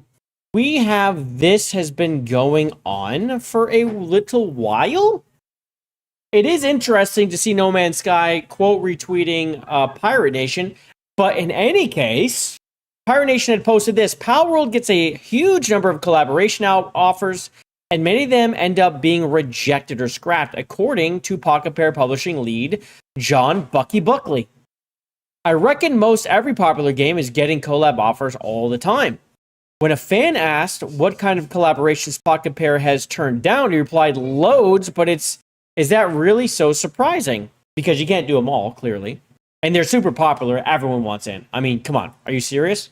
Many people offered us their games, but obviously we don't want to just shove random things in. It would not make sense. Buckley also said that Pocket Pair would be interested in collaborations with games like Fortnite, No Man's Sky, and Ark. I couldn't imagine playing Ark and having your, like, what would you be riding? Like, I would imagine it would go the other way, where you would end up with pals in Ark. Unless you're bringing dinosaurs, like, how else would you team up with Ark? What would you bring in? What would you bring into Pal World? I don't know. In any case, Sean Murray, director, lead, owner, etc., Hello Games, bro at Bucky CM, bro at Bucky CM, bro. He's basically trying to get his attention.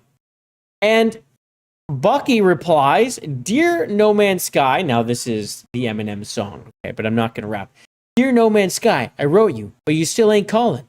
I left my cell, my pager, and my home phone at the bottom.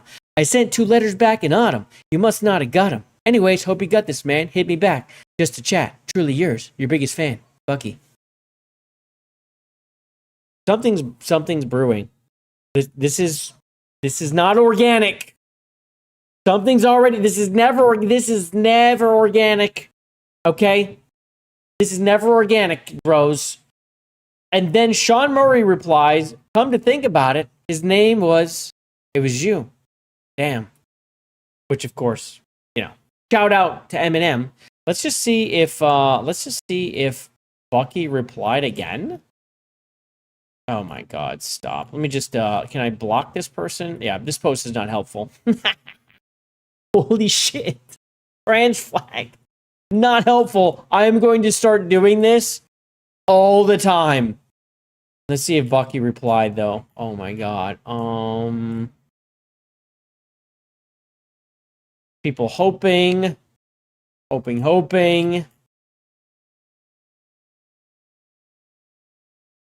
No. I don't see Bucky has replied. Well, I guess we can go to Bucky. I guess we can go to him. Wait, huh? Oh, yeah, here we go. Let's see if he said anything else. My favorite. No. Nothing else. I could have done that. It would have been easier. But damn! So, anyway, the way I would see this going is I would see pals going to No Man's Sky. No Man's Sky has creatures everywhere. Everywhere. So, I mean, I could see them starting to add things. They have the fighting, like the little fighting ring thing you can do. You have pets. I totally could see Power World things coming over. I could see some things going from No Man's Sky over to Power World 2, because some of these pets, they're specific, like, types that you can ride. And there's specific, like, there's creatures that you can mount. There's creatures that are just pets that follow you around. But I could see some of those moving over. I could see it. So let's go. I'm down. You could have it go both ways. I'd be interested. Your Power World and No Man's Sky senses are tingling? Absolutely. I'd be down for this. I'm always interested to see how it's incorporated, right? How they would do it. But this is one where you could go both ways here. You could go either way. For sure. So anyway, yeah, that's something I'm interested in. Hold on, let me close this. Thing's like loading me up. Okay. This is crazy. So some of you may have noticed, or you may have seen, that Wizards of the Coast is bringing back Dark Sun, like for Dungeons and Dragons. Now, Dungeons and Dragons, Dark Sun is violent and dark, and it's fucked up. And a big part of it is there's slavery, which is causing oppression, which causes all the violence. Like, basically, the slaves fight each other and all these things, and you have the oligarchs and all that stuff. Well, slavery is being removed from Dark Sun, a big part of it, right? This is literally how Dark Sun works. So it's being removed. Wizards of the Coast has confirmed this in an interview. They said the designers from Dungeons and Dragons team discussed capturing the uniquely violent and gritty aesthetics of Dark Sun, while also adapting its controversial history. So you gotta wipe out the history. God forbid that anything comes forward in this like rated M, like this is for like older, like this is not for kids, it's not T for teen or any of that shit. The original setting included slavery and other very dark themes. For the new version, the developers are changing how oppression is presented. Instead of making slavery a major part of the setting, they'll focus on things like forced military service, bro. It's just like, why can't slavery be a thing? This is not real. It's pretend. It's fake. It's fiction. It is fictional. You're not creating slavery. It's a work of fiction. Wizards of the Coast is a disaster. They ruin everything they touch. This is my biggest worry when it comes to Exodus. Exodus looks like the next Mass Effect, but Wizards of the Coast is involved. I haven't seen anything outside of some of the chicks are... Some are good, some are okay, but some are horrible. And I worry. I really worry about Exodus. Well, it's interesting because Writing Raven says she wrote, this is Master TDS's wife, if anyone's not familiar, this is Gothic Therapy, the duo of them, said she wrote an article about this a year ago, and her sources claimed it had been shelved because of the setting's brutality and slavery. So she had talked to someone about this, but at the time there was a play test for a potential revival of Dark Sun with new subclasses and less hostile environments. For the sake of journalistic integrity and neutrality, I did not directly share my own thoughts on the matter. But this announcement definitely confirms that what I hinted at in my article, that Wizards of the Coast might bring back Dark Sun if the slavery and such were removed. And when we go over to Reddit, which is kind of where this all came from, we find out people are not very happy about this. They're not very happy about this. I mean, this thing has 686 upvotes. We'll give it 687. They're saying this right here, slavery is being removed from Dark Sun. Wizards of the Coast confirms. And they said designers, what we just read, and said, who asked for this? What is to be gained from censoring fictional atrocities? D&D is a shadow of its former self. My friend, D&D is gone, okay? D&D's toast. It's over. Go look at what they're doing with the orcs. The orcs have families, and they're happy, and they're colorful, and it's awful. They were worried that orcs represented trans communities or something. It just tells you how the trans community views itself, right? That's for one.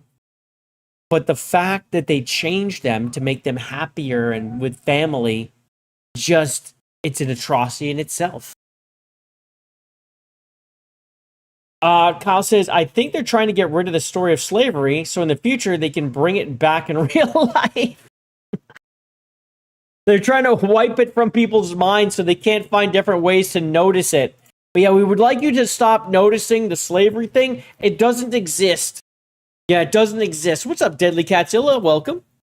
It doesn't exist. So yeah, people, another property destroyed. Every IP is now an extension of activism. It's so freaking hilarious. These people quite literally do not seem to understand the purpose of fiction. And this is my thing. It's fictional. It's it's pretended. It's made up. It's a game, for Christ's sakes. Fiction is literal genocide, man. Didn't you know? Hey, this Reddit, which is what Kotaku in action, actually allows people to have an opinion. You better not go have these opinions over on Asmon's, which is crazy to say. You better not go there. Those freaking mods suck. Same thing with like the Marathon subreddit. That's a disaster too. If you guys want to see the announcement, okay? Guys, this is the trailer for Dark Sun. This is what they're worried about. This is what they're worried about. You will see this is for adults right away. Viewer discretion advised. This trailer violent content. Oh, is it? Let's see. This is okay though, guys, but not slavery.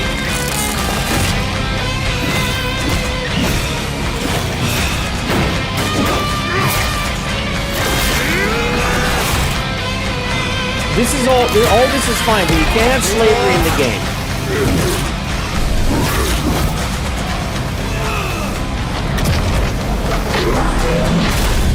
You can blow people up and rip out spines and stab people through the mouth all the way through the head. But slavery, we're gonna draw the line there. Yeah, we're gonna draw the line right there. So that's crazy to me. It's clearly like if it's a video game, it's rated M for mature. But nope, not today. Not today. Today, it's T for teen. But yeah, no slavery. It's just kind of goofy. It's just one of those things. I'm not a big D&D guy, but when I started reading into this, I was like, this is a little too much. It's a little too much for me, my friends. Like, it's fictional. It's like Wizards of the Coast, again, just a huge pain in the ass company. Big time pain in the ass.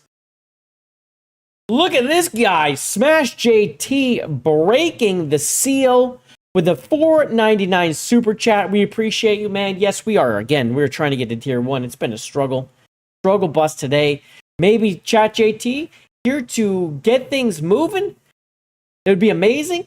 Otherwise, I'm taking the night off from gaming and we're resetting, guys. We're not up to 15. We're trying to get there. But Smash, I appreciate the $4.99 saying lurking and listening. Awesome. I appreciate you very much. Thank you very much for lurking and listening. You are a legend, my friend. Yes, you are. I need money. I just do. It's for food and vacations, not the lawsuit. Yes, indeed. Please, Smash. You need the money more than me for food and vacations, my friend. We know it's not for the lawsuit. Come on. Come on. Have yourself a dancing errand.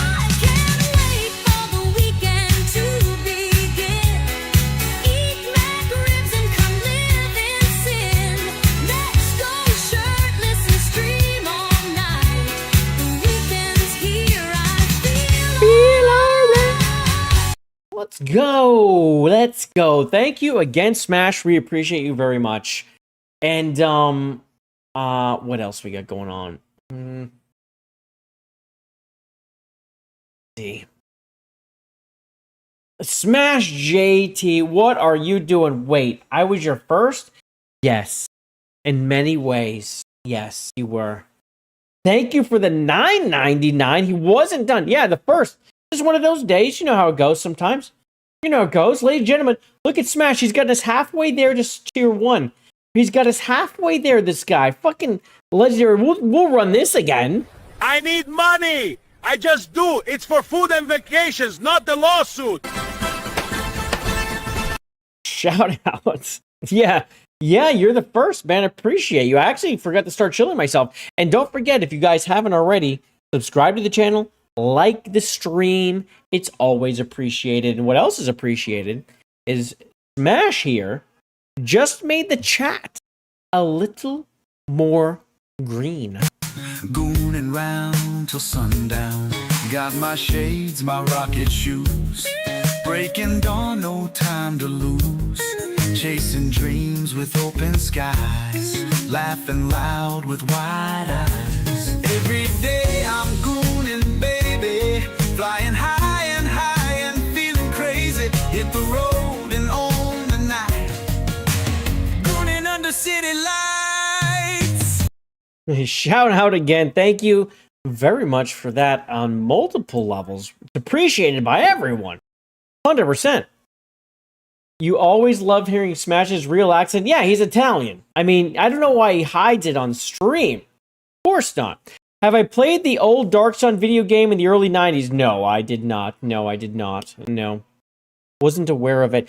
So I guess that's a good question. I was trying to figure out, is this a video game or is this like part of the is this part of like the books? Like, is this like an extension of the books? I mean, I think it's the video game, right?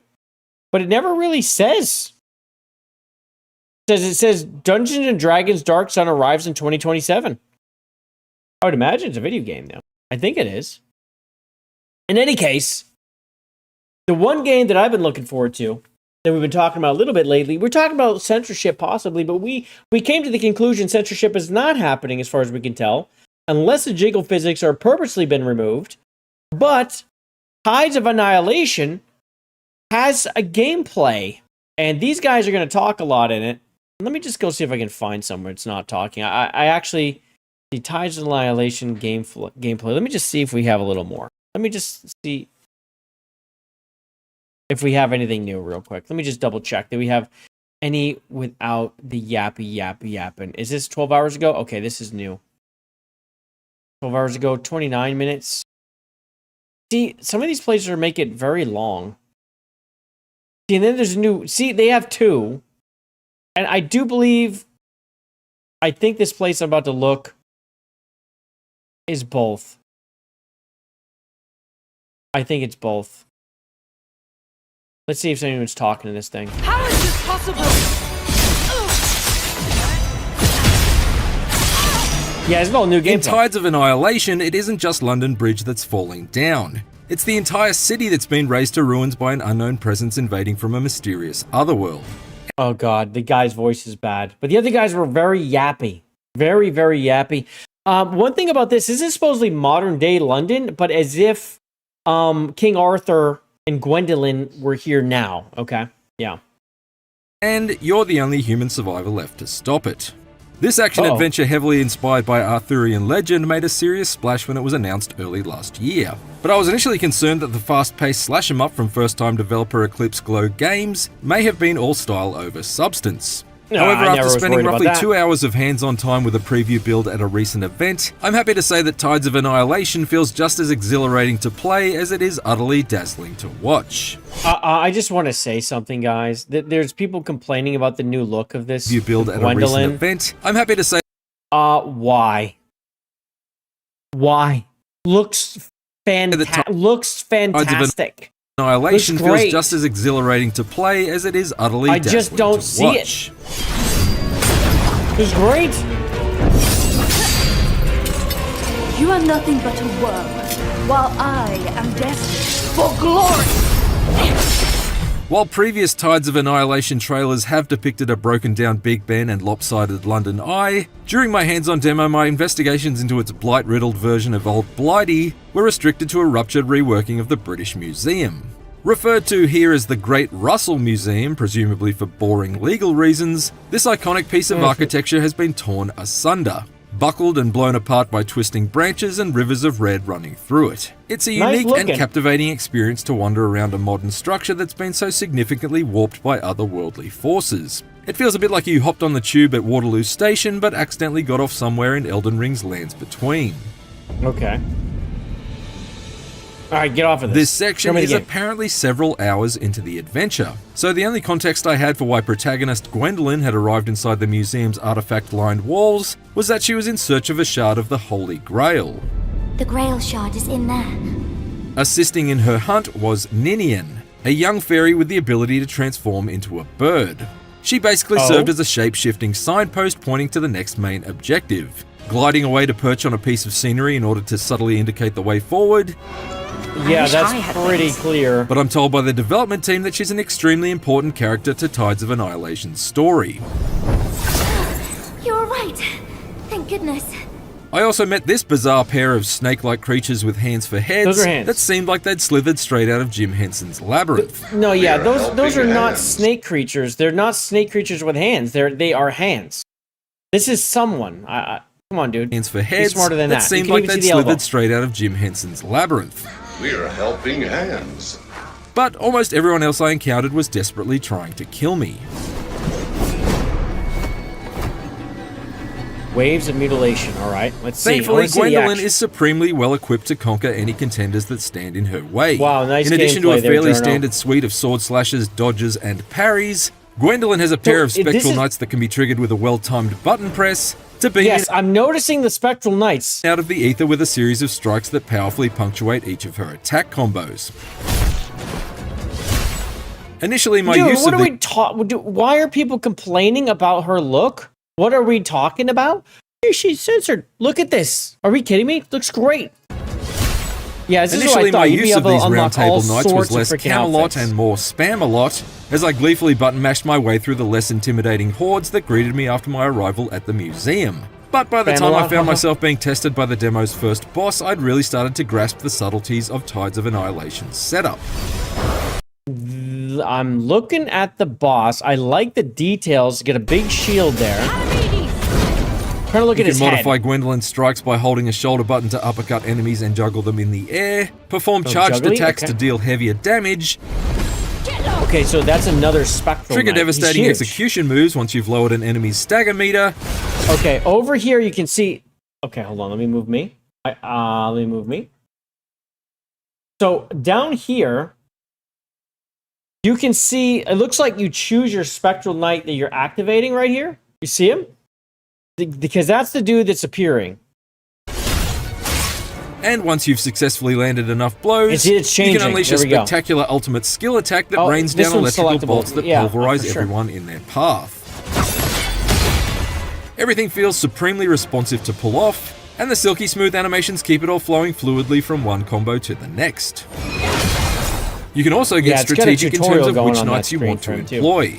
Gwendolyn can have 2 pairs of steel-covered soldiers to choose from at any one time, mapped to the left and right buttons of the D-pad so you can Yep, switch there they are. between them on the fly. That's As really your stable interesting. of They're part of spectral your combos. sidekicks grows by unlocking new knights from defeating certain sub-bosses, you have the freedom so to mix she and match just these beat pairs that in order guy to... Your and she stable of got him. spectral sidekicks grows So once she killed him, she by unlocking unlocked new him. knights from defeating certain sub-bosses. Oh, that's pretty You have the cool. freedom to mix and match these pairs in order to create a loadout that best suits your personal playstyle. You might want to pair the short-range specialties of the scythe-wielding Bedivere with Gawain's ability to teleport straight to targets, for example. Quick time. Or perhaps you'd prefer to partner the guard-breaking attacks of Hopefully that's Palamedes minimal. with Kay's ability to temporarily freeze opponents and buy you some breathing space during a battle. There were 5 knights available in my demo, but the developers told me that was just a small sample of the roster that will be available in the finished game. There's And I'm gonna be a excited to bunch of see how knights. creative the combat can become as Gwendolyn's gaggle of guardians grows. Although it might sound like quite a lot to manage, Tides of Annihilation's greatest magic trick is that it puts you in charge of this spectral horde of King Arthur's cronies without ever bogging down a fight with any form of fiddly micromanagement. It's a Its pretty combat good-looking is consistently boss right there. up-tempo, never sacrificing any speed in favor of strategic flexibility. Getting your combinations of knights right and efficiently employing their support skills is crucial in order to overcome Tides it of a dual Annihilation's boss? Was it- beefier should be boss chased around by encounters. two? And there were 2 main story villains to overcome in Oh, this my is demo. her. Yep, After that's the battling chick. my way to the museum's Egyptian wing, I was suddenly Wait, this is another outfit. This is another outfit. Hold on. demo. After Looks, yeah, it's fine. All right. battling my way to the museum's Egyptian wing, I was suddenly Sucking in the teleported bird. into a sand-swept desert realm and pitted head-to-head with the polearm-toting Anubis, who unleashed devastating tornado attacks upon a perilous pair of platforms that made up a giant set of scales. Later on, I faced off against the surprisingly nimble Mordred inside the museum's library So in an he did extremely fight cinematic This is the fight that we multi-phase see all the fight. time, yeah. This is the fight we see all the time. They've been showing this one off for a while. Mordred filled me with more dread when she eventually emerged from the earth atop a dragon big enough to intimidate a Targaryen, forcing me to take evasive measures as she swooped down and engulfed the combat arena in purple flames. Oh, damn. Okay. Both of these battles absolutely popped with visual flair and challenged me to continually mix up my approach as each boss intensified their assaults.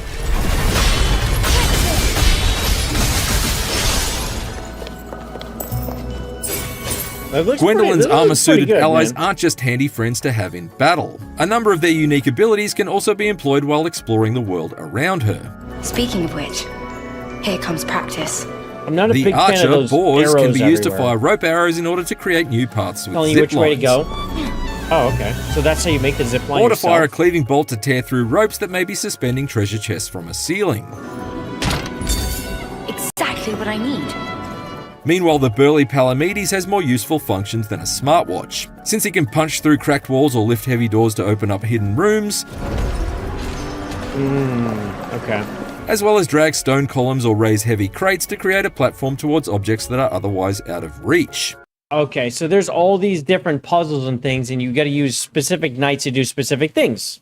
It's just like an elemental game. The implication is that each spectral knight that Gwendolyn recruits to her cause will open up new Okay, Cal. methods for navigating Tides of Annihilation's environments, potentially leading to a Metroidvania-style structure where you're consistently given reasons to revisit earlier areas in order to unlock secrets that were previously inaccessible.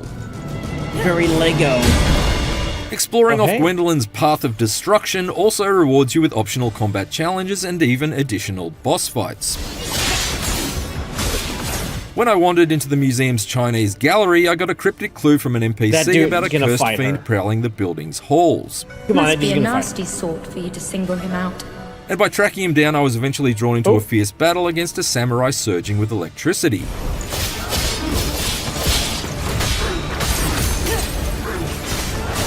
You getting Tomb Raider vibes from Later this? on, What, after the I'd shifted exploration into part the of it? desert realm, I explored the sand surrounding the museum only to be set upon by a particularly tough tormentor who was able to tear portals through time and space in order to So perform this guy devastating played darting for attacks. 2 hours, right? He said it looks like he fought a lot of bosses, though. Huh? Attacks that ambushed me from opposing sides of the arena. Elsewhere, there was the odd environmental puzzle to pause and ponder over, including a pretty novel brain teaser that involved manipulating the pieces on a giant double-sided chess set. Aside from being fun in their own right, completing these optional puzzle and combat-oriented Yeah, you challenges earns Gwendolyn everything from more damage. This really is a way where you get certain abilities in other levels and you come back. You can just tell. This is going to be how, I mean, a lot of games do this now. It's the replayability, it stretches out the game. I mean, it does many things. Swords to sturdier sets of armor. But it's more for 100%ers, not gameplay. As well as special badges that Not can be like equipped to story, grant not her like additional story. buffs. When I was felled during a gravity-defying platforming section Generally. right at the climax of the Mordred encounter, I was certainly glad that I'd equipped the badge that brought Gwendolyn back to life with half her health, so that I was able to keep calm and carry on with the rest of the fight. You have no health, bro. While Gwendolyn's suite of controls felt supremely responsive and flexible for the most part, I did sense some minor restrictions with her movement that I hope are remedied ahead of Tides of Annihilation's eventual release. Namely, her sprinting speed feels in need of a substantial boost, since shifting from a walk to a run only feels like a fairly modest change in pace. Similarly, her agility in the air appears in need of some tweaks, because at present she's a bit too beholden to the bounds of gravity. I wouldn't say that Gwendolyn even has a double jump, she doesn't it's really more like a move much. 1.5 jump at best. Yeah, that is really And that made not some much of one. platforming sections feel ever so slightly stiff as a result. I do wonder if you can change that now. I mean, you build the game around the double jump. I mean, you put it a lot, you'll break, you can get out However, of my places. biggest complaint after my short time with Tides of Annihilation is that I honestly wish it had lasted for longer, and that can Okay. only be a good Okay. sign. Especially Okay, all right, okay. As soon as someone says that, I'm just done. I'm out. No, I understand. Yeah, it looks pretty good. So they got another boss fight. So this is the boss fight gameplay specifically. Let's check this out. It looks pretty fluid to me, but I can see what he's saying about the double jump. It looks like you move forward in the first one, and the second one just goes up a little more.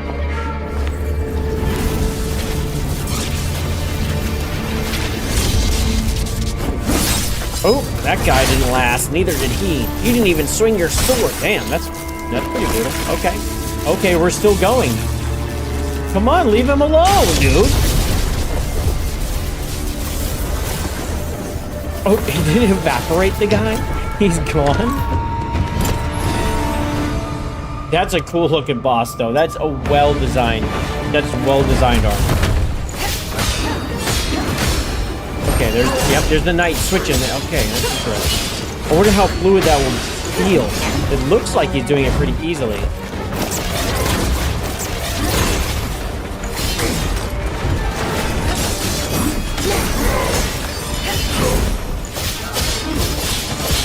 So I'm gonna pause real quick. So we get dodge and jump, which is normal. Counterattack, execution. Okay, but execution is like when you see it come up and you go walk up to them. LB plus skill is an enhanced skill. And I'm guessing skills are... I don't even know what Y and B is. Quick switch. We got LB and Y for whatever this is. I mean, I don't know what all these things are. I don't even know what all these are, man. They have that little tutorial for them, because they even have like a hold for chapter select over there. They can bounce around their tutorial for the demo.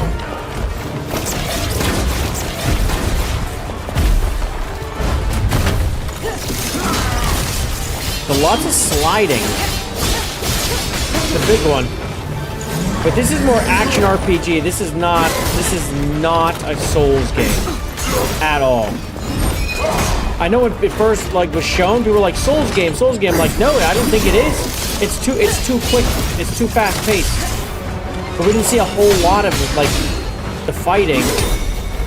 But I think it's pretty clear that this is not a Souls game. This is not a Souls game. So there's that RB. So what is this? This is a little execute, right? Yeah. You're not killing him, but it's doing a lot of damage. Ooh, get out of there. So one thing I notice, he has the knight selected. These are grayed out. I don't know if he just doesn't have them right now or what, but they're gray. They're dark. Maybe it's just because they're not selected, but I don't know, maybe he doesn't have them unlocked. I'm not sure. He's not switching. Oh shit. Oh, that's pretty cool. Oh, I like that. It's not just on the ground, it's everywhere.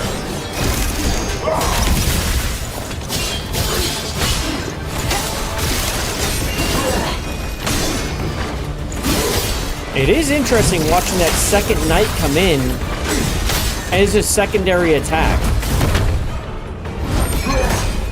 Oh, what was that? A heal? I didn't even know what the hell that was.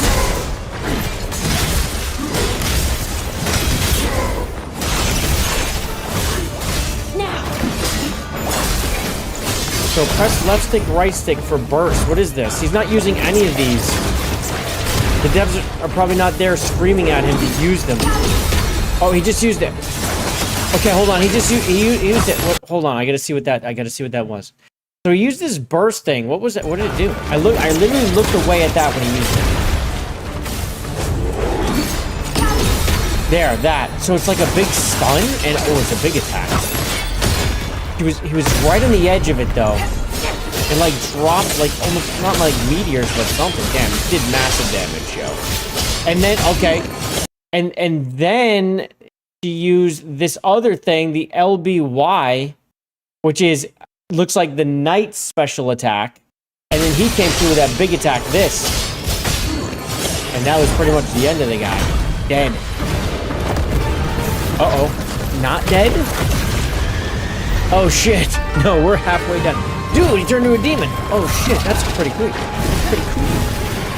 Now he's fire, not lightning.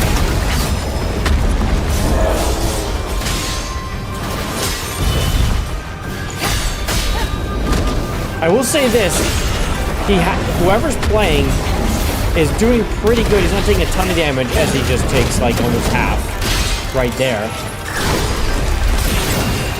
Ooh, another shot from fire.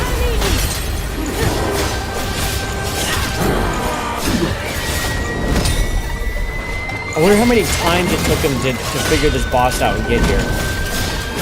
He's got 4 heals left, I think. I think that's what that bowl is. Oh, just hit him with that big one. There we go. Kind of missed though. Oh man, those fire attacks come quick. Oh yeah, that gets the heal. Now he's got 3 left. Oh, there's an execute. Better use it. Still working up that other attack for the knight too. Don't walk into that, Jesus. Avoid the yellow. It's like avoid the yellow flashes. Okay. Is that a boundary? That's a boundary to fight. Damn, dude. This is more DMC. This is Devil May Cry type fighting. This looks good. These wearing shorts he has? I don't know if they're shorts or if they're just black underwear that are like boy shorts. They aren't. Damn. I do believe this is T for team, though. That is the thing. I do believe this is T for team. Yeah, you better fucking heal. Oh no! Oh, is this that ability he was talking about? There's that ability. You used it. A token or whatever. Oh, Jesus. He's got just a little bit of health left. They both do. Yeah, just spam the knight. Spam the knight. You got your burst. You got your burst. Okay, there we go. Oh, shit. Oh, shit. Oh, damn.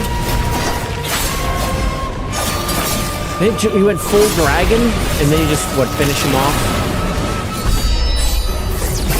Oh, wait, what? What the hell was that?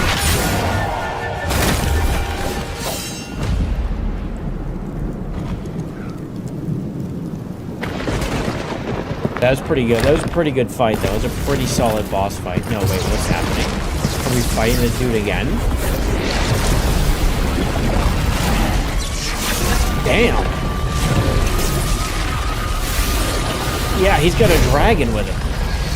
Master! Oh. Another dragon. Another dragon we're gonna fight? No, get this out of here. Oh, shit. Oh. Okay.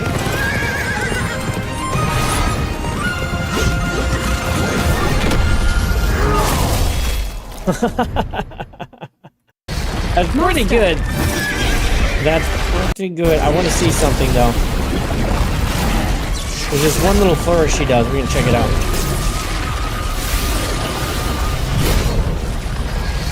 Master! No, it wasn't there.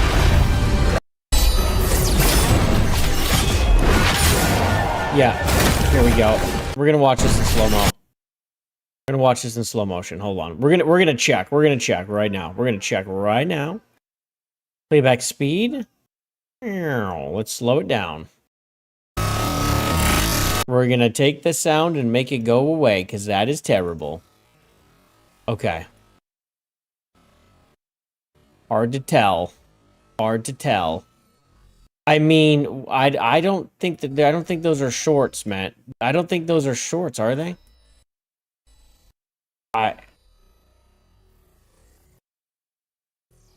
Oh, the angle just misses it.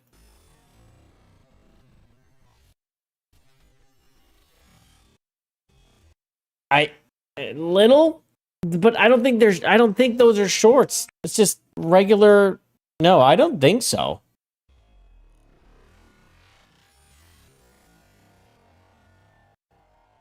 I don't know. I think it's not. It's because usually what we see is the spats that come down here. I don't think so at all. I don't think they are. I think they're just black, and so like people assume they're short. I don't think so. I don't think they're short. I don't think so. It's hardly no way, because you can see from the front really good right there. You can see it. No, I don't think they're censoring it. I don't, because right here you can see right there. There you go. It's up here. No, I don't think so. I think we're good. Yeah.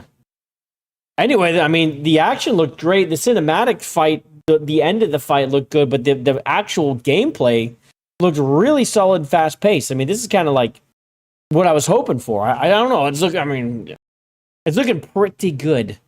We just need to see the wiggles come back a little bit. If they could just kind of tune those back in. I don't know if that's gonna happen, but yeah.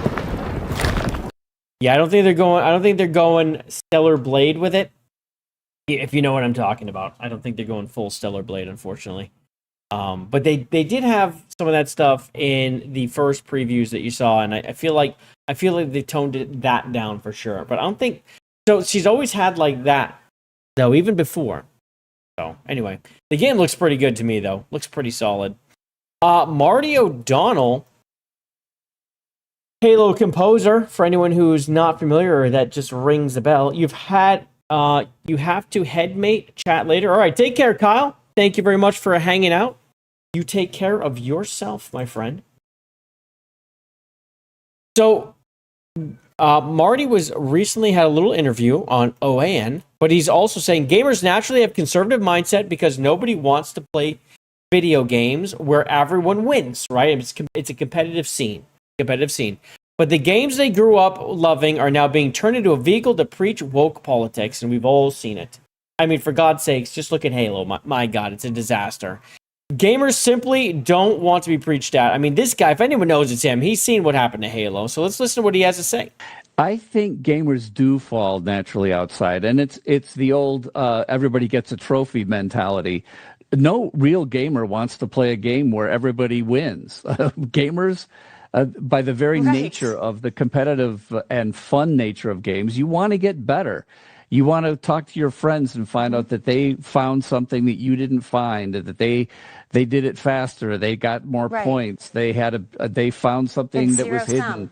Yeah, and it's so like they can't imagine why the things that they grew up loving are being changed against their will, and they're being preached at now. These stories are very complex.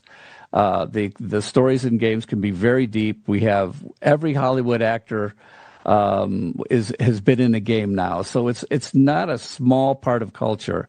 No, I mean, God, how many rappers have been in games, yo? I mean, come on, everyone wants to be in a video game. You have actual actors asking to be in in games. They want to be the voice of something all the time. It's an integral part of our culture, and hardcore gamers and casual gamers don't want to be preached at.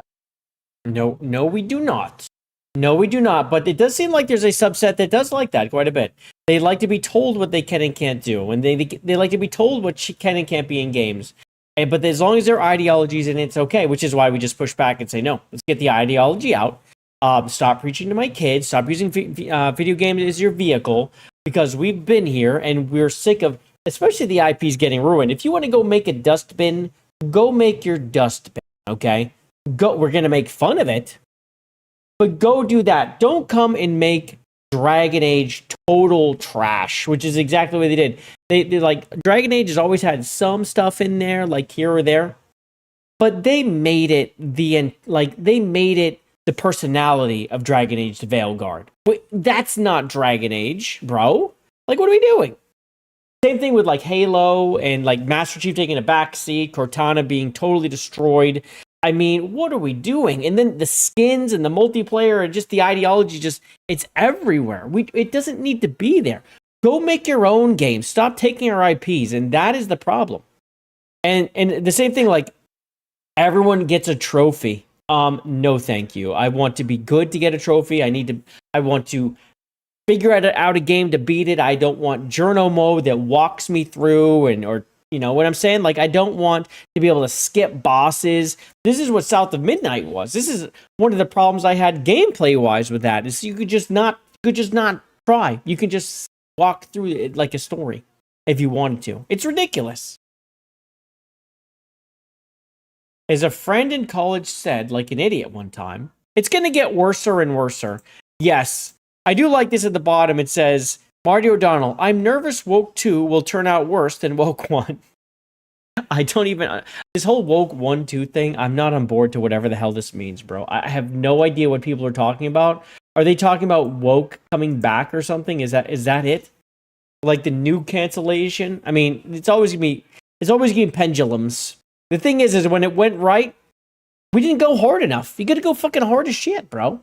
Like, you gotta do what they did to them. So it's like, wow, this does suck. Instead, you don't. What is this? Oh, AI. Oh, AI dev. Yes. I'm like, what is this? Okay, this is AI dev stuff, okay? We're going to get into this a little bit, and I'm going to go find a DM real quick because I believe that we have someone in here that had a game that he made in like a little while. We're going to just see what that looks like. But in any case, this guy says AAA game studios are cooked. Are they really cooked, though? I mean, it's not so much cooked. They will have the technology, okay? And understand, there will be entry levels to this technology, too. You're going to have money to get the really good stuff, and you might be able to do stuff over here. But remember, at some point, there's going to be a barrier to entry here. And or game companies will buy up the really good stuff So we will be denied access. It's gonna all get corporatized. Not that it already isn't. It's getting worse and worse. I mean, just look at what is it? Suno, right now, the one that does the music, and limiting downloads and all of these things. It's just step one. It's gonna start. They're gonna start squeezing on this stuff, right? Because they're worried about other entities and all that, and of course their own stuff. I mean, yeah, it's a mess. We talked about this yesterday with nobody too. In any case, let's just move on. Someone made a multiplayer dinosaur survival game in about 8 hours using loop engineering in $70. I don't know what this means. In $70. It is a fully playable game. Ro is playing with his friends. The game contains procedurally generated graphics, resource gathering and crafting, base building, tameable and hostile dinosaurs, cycle day-night, and multiplayer. They gave the AI one huge prompt and let it do its thing, taking screenshots, testing, fixing, and iterating the game over and over. Yeah, this is what you have to do. You can't just one-shot a game. You got to see what it does, what it thinks of, what you didn't tell it, and you just go bit by bit by bit. And it looks like that's exactly what they did. One prompt. This is not true. This is not true. 8 hours, a playable multiplayer game. I don't know what to say. If this is the direction game dev is heading, things are about to get crazy. Now, this is like just tuning for 8 hours with his friends. So, I'm guessing this is your Yeah, this is your satchel. This is your little inventory. And these are things you can craft from your inventory right now. So they've got an herb poultice, cooked meat, etc. Let's Look at my torch, bro. I got fire now. This is amazing. Yeah, look. So you can build the torch. You need some meat, bro. The torch needs some work, but again, this is 8 hours. They have a working game in 8 hours. Oh, there's Triceratopses. Okay. The big explosion where you're cutting things. He's got the spear out. Okay. Is that his friend? Oh, that's his friend. Oh, shit. Wait. Was that a baby Tyrannosaurus Rex? Blood? All right, hunt the blood crest in the Mist Crown Highland. So they have a quest going. A little baby T-Rex just came over, and a baby T-Rex came over, and this Triceratops just buried it. He's riding it. So they also have mounts? Look at this. Hold on a second. So there's some Brontosauruses. So it looks like he's using a spear or something for everything right now. So he's getting stone from the ore. Look at this forest, dude. I feel like I'm in a forest. I mean, it does have some good depth there. What? AI made this? I mean, granted, it doesn't look amazing. You wouldn't go run out and buy it, but this is 8 hours of design. Yeah, there's no animated walking yet.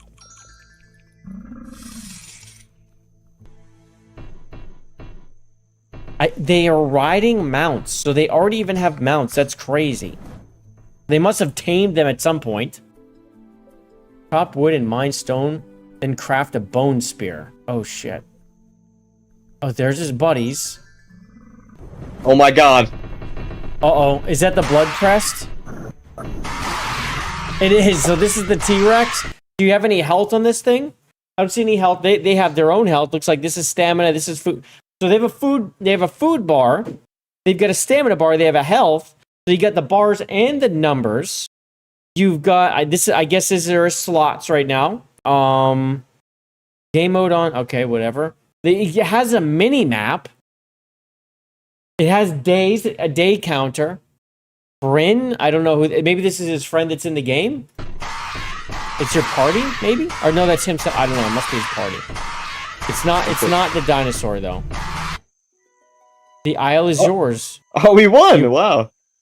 So okay, so the I mean, Jesus Christ. So you brought down the blood crest. They survived 2. Okay, the isle is that. So they've won. So this is what they have so far in the game. They beat the game. That's the big bad. That's sick. Dude, and that's 8 hours to get this. That's really interesting. Look at my torch, bro. I got fire now. All right, so let me go ahead and bring this up really quick. I've got another thing to show you guys. Another AI thing. Let me go like this real quick. I'm gonna open up. Let me see where it is. Where are you? Are you in here?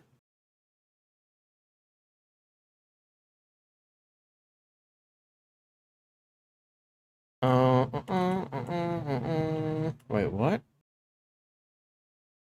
Okay. Is it opening? Okay. Well, let me just make sure I'm good here. I gotta check something else real quick. Hold on. I gotta see what's going on. What is this? What is happening here? It's because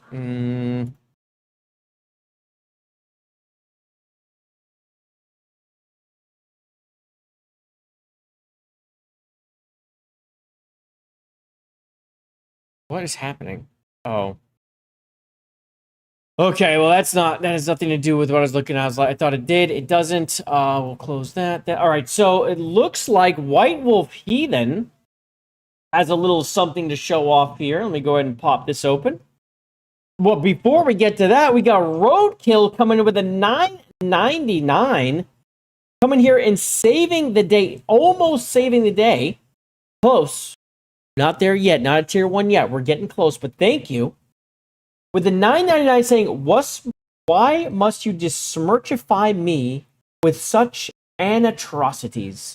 What did I do? What did I do? Oh my goodness. What did I do? Well, thank you very much. I appreciate that. And of course, Roadkill is a legend, an OG legend. I think maybe the first legend. One of the first legends of the channel. Shout out to him.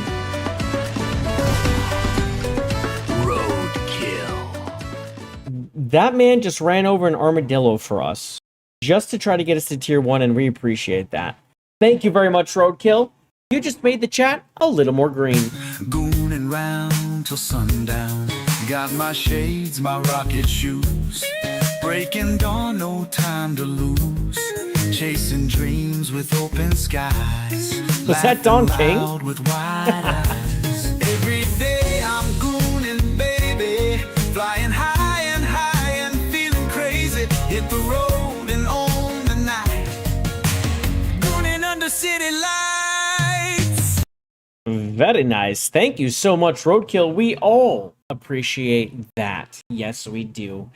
Okay, so I gotta move myself again here. Actually, I wonder if I just go over here. Let me try this one. Nope, I'm not up high enough. Hold up. Let me move me a little more. Okay. So, White Wolf Heathen made this game, I guess it's a game. It's called His Harvest. It was made with Grok. I could remix it if I wanted to. Okay. A crimson moon over the Tower of Shadows. Sigrid, Ella, Hakon, and Diana must break the ritual before the egg opens. So these are characters that he's created, and of course he's putting them into a video game made with Grok. How to play? Okay. Tap a living ally to select them. Blue tiles are legal moves. Swamp costs 2 movement. Okay. After moving, choose attack or rune or special or wait. Red tiles are legal targets. Sigrid is the key. If she falls, the harvest wins. Defeat every enemy, including Victoria, to break the ritual. End phase skips remaining allies. Undo returns a unit to its start tile before you act. Okay. Okay, so let's see here. We're going to start a new one. Oh, we got a story. All right, so Sigrid, the Naughty's Harvest is already lit. Crimson Moon, binding runes, eggs in the mud. If that clutch opens, the tower drinks Darkness City whole. Ella says, I can smell them. The eggs are hungry. Victoria's here too. She always shows when the need fire starts. And Hakon says, nothing passes this line. The watch still holds causeway. Point me at the first thing that moves. And Diana says, Raidho is with us. Cut the runes, burn the clutch, leave nothing standing. Sigrid, if you fall, the harvest claims the rest. And Sigrid says, then don't fall, plasma first. Thurizaz, if they bunch, move. Okay, I'm sure a lot of this has lore behind it. I don't understand. To the field, okay. Player phase. Select an ally. Blue tiles are moves. After moving, strike or wait. All right, so we get this guy, a Draugr. So I what is this tile? It's a rune.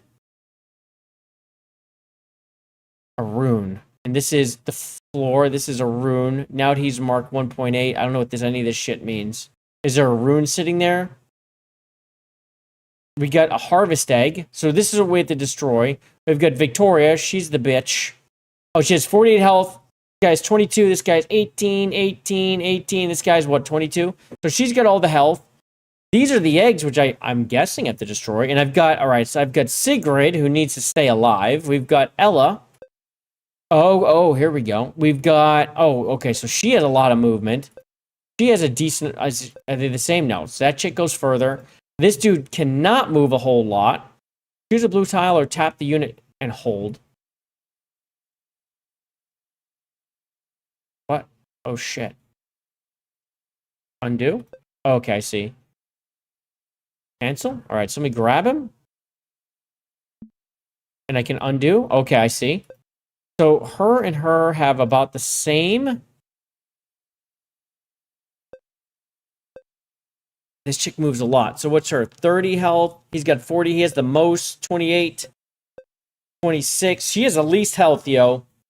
Jesus. Okay. So I can't get up here, so we're going to move him there. I guess I can't move on the red. And we're going to shield bash. We can't. All right, back. We are going to... Oh, okay. Lion's Roar.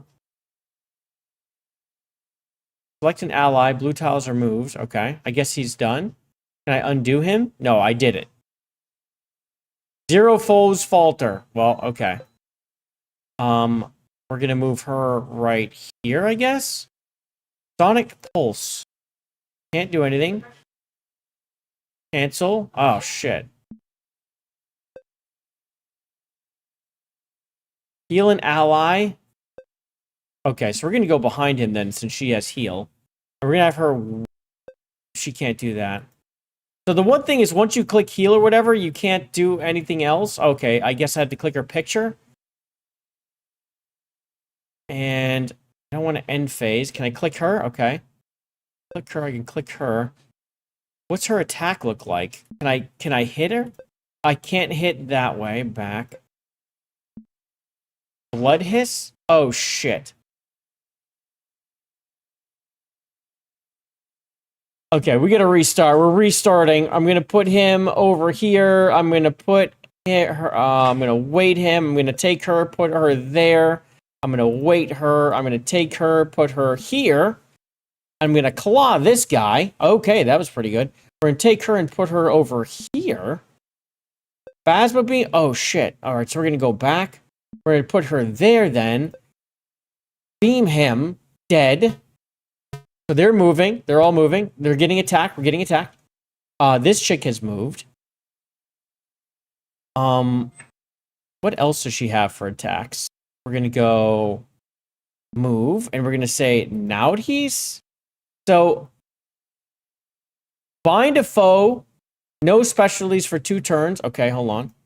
Or I can Thuries at, but I don't want to click this. Thorn Rune Burst, heavy magic damage. Okay. And this one is Harvest Egg. Choose a foe in range 1 to 3. So this doesn't do a lot of damage. Let me just... Where's the guy that got hurt? I swear I heard a guy. Is he dead? There was 3 of these. So I must have killed him? Okay. So we're going to hit that guy. Oh, that was a good one. That was solid. Okay. We're going to take her, and we're going to... Can I just click here? Yeah, and Sonic Pulse. Actually, we're not going to do that. We're going to go back. We're going to use him. And I'm going to... Shield Bash? No. We're going to... I don't want to Lion's Roar. Undo. We're going to move here. I'm going to Shield Bash this fucking guy. Okay. Alright, who else can move? These both can move. Let me see if I can get them up here and fuck her up. I'm going to move her right here. We're going to Sonic Pulse this asshole. There we go. And we're going to go like this, and we're going to stay right there and claw that asshole. He's dead. Now they're going for her. She's in trouble.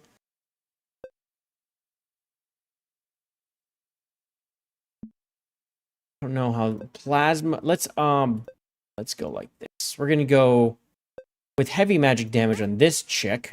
We're gonna put him here and shield bash her. We're gonna go here. Undo. We're gonna. How far can she move? We're gonna surround this bitch. We're gonna claw this one. Good. And we're gonna go here and we're gonna sonic pulse this fucking bitch. And we're dead. The need fire takes them. They killed my person. Okay. Well, anyway, so that's just a little game that he made really quick. I don't even, like, he said like 30 minutes? Interesting. It just kind of shows you, I think we're going to start seeing things like that. That's a little interesting thing. Clearly very simple. Very simple, but you could see how it definitely took the characters, put them in. The characters look good. They don't animate right now. They just kind of move and bump. But I mean, that's an interesting little thing. It just kind of shows you that we are, the AI dev stuff is beginning. It is beginning.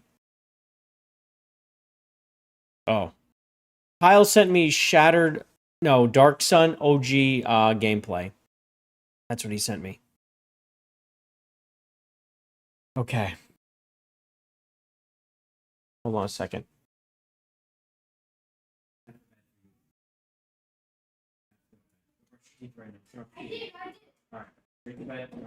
Turn off everything. Ladies and gentlemen, if you haven't been paying attention on the internet, then you have missed the GTA leaks that have been happening. GTA 6 bits and pieces are getting leaked left and right. There has been another leak since I've gone live, supposedly. At least one was scheduled. Now, I haven't gone and seen it, so I'm going to have to go and check it out. But, well, we're going to be able to see. I've seen all of them, and except for the one that dropped supposedly at 8 Eastern Standard Time, and I might have to do that live on stream if I can go find it real quick. In any case, let's talk about what has happened so far. So far, there's this guy that calls himself Cyber Leak, okay? And there's a bunch of fakes out there now, so don't try to find him because he is not on X, supposedly. He's only been on Discord putting things out, and these other fakes or other ones that know him are out there. But then there's also fakes dropping fake leaks, and there's all these fake ones that are AI and stuff like that have been around are also happening. So it can be easy to get the wrong one right now.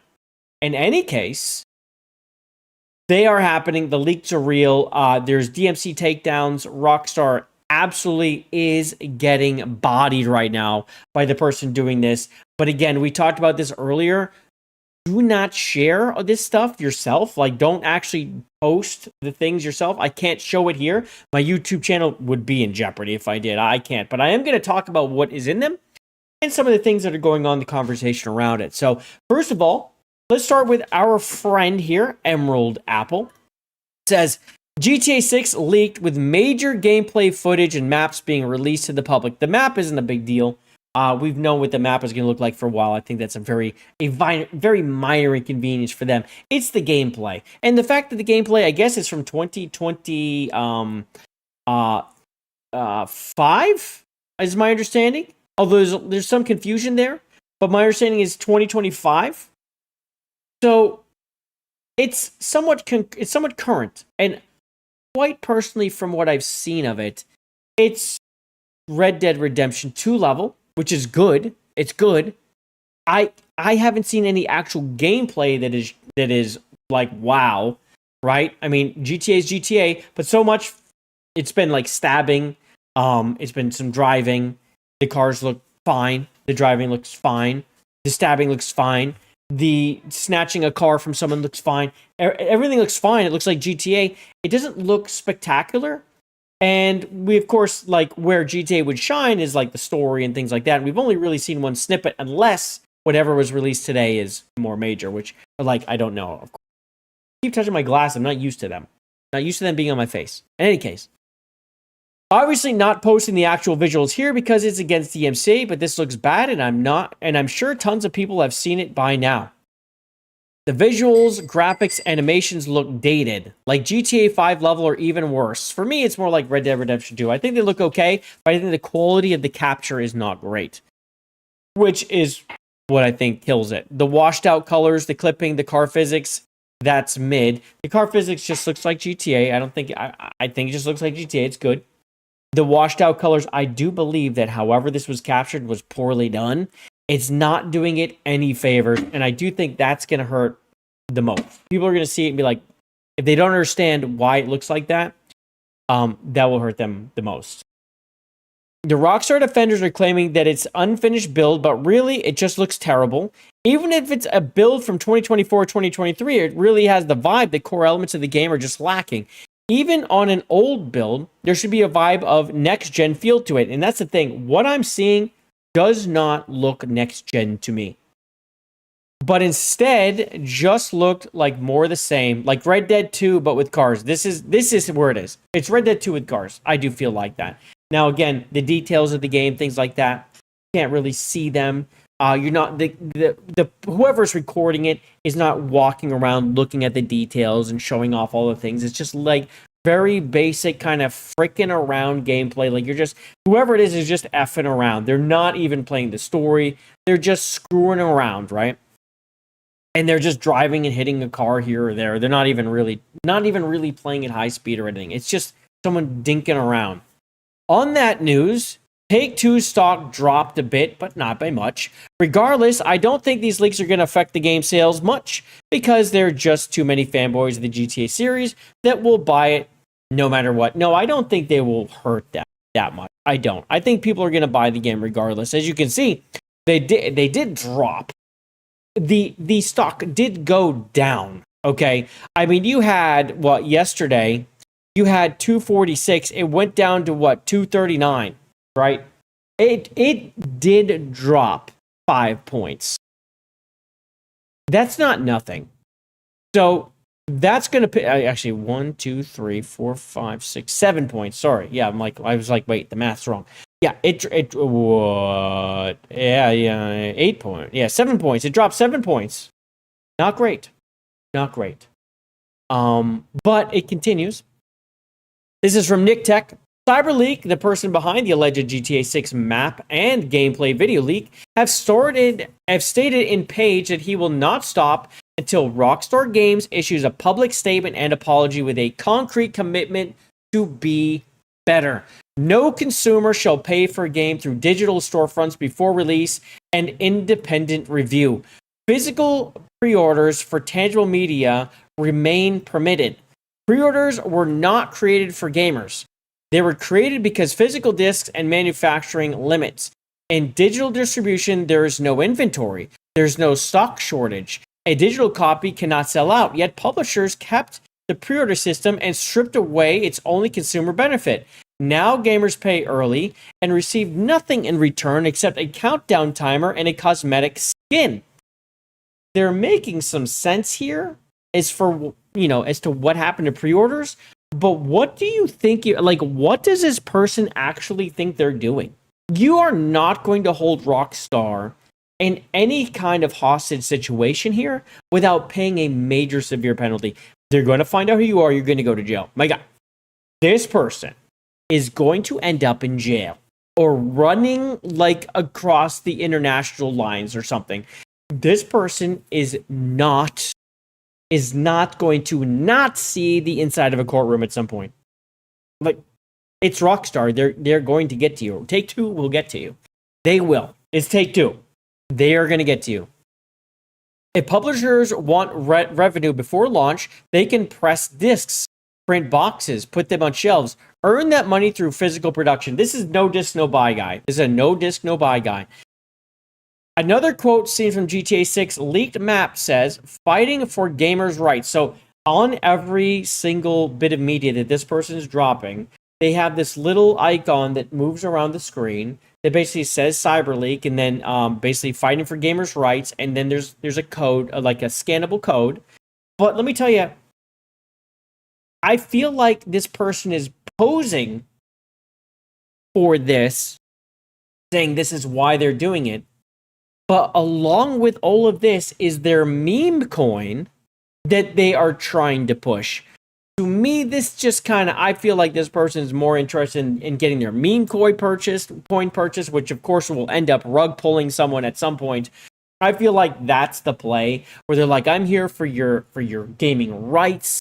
I'm here to support gamers. Buy my meme coin. I mean, guys, do not give this person money. But again, people are already pre-ordering a digital copy. Okay. They're going to give him money. And there's proof because they already are. It's evident that the whole reason behind those leaks are the decision to ship GTA 6 without a physical copy, making GTA 6 the one game that got leaked the most during its development time.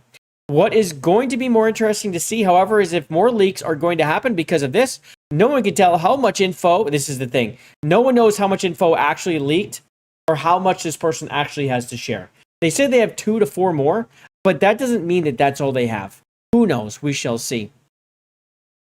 Now, from Rhino, this person is basically saying that this Cyber League guy has 3 commandments, and they're demanding these commandments be met or face more action by Cyber League. These are the commandments. Commandment 1, thou shalt not sell digital pre-orders. Commandment 2, thou shalt not sell fake single-player DLC, whatever the hell that is. Commandment 3, thou shalt not preserve single-player content. I don't know who wrote this. I kind of wonder if he just kind of got that from that. In any case, CyberLeak has been patient. That patience is over. What follows are 3 commandments. If CyberLeak targets a publisher, it is because that publisher broke a commandment. So they're warning all publishers right now. Okay, they're warning them all that this is what they expect. CyberLeak will not stop until they issue a public statement and apology with concrete commitment to be better. Words are not enough. Restitution is mandatory.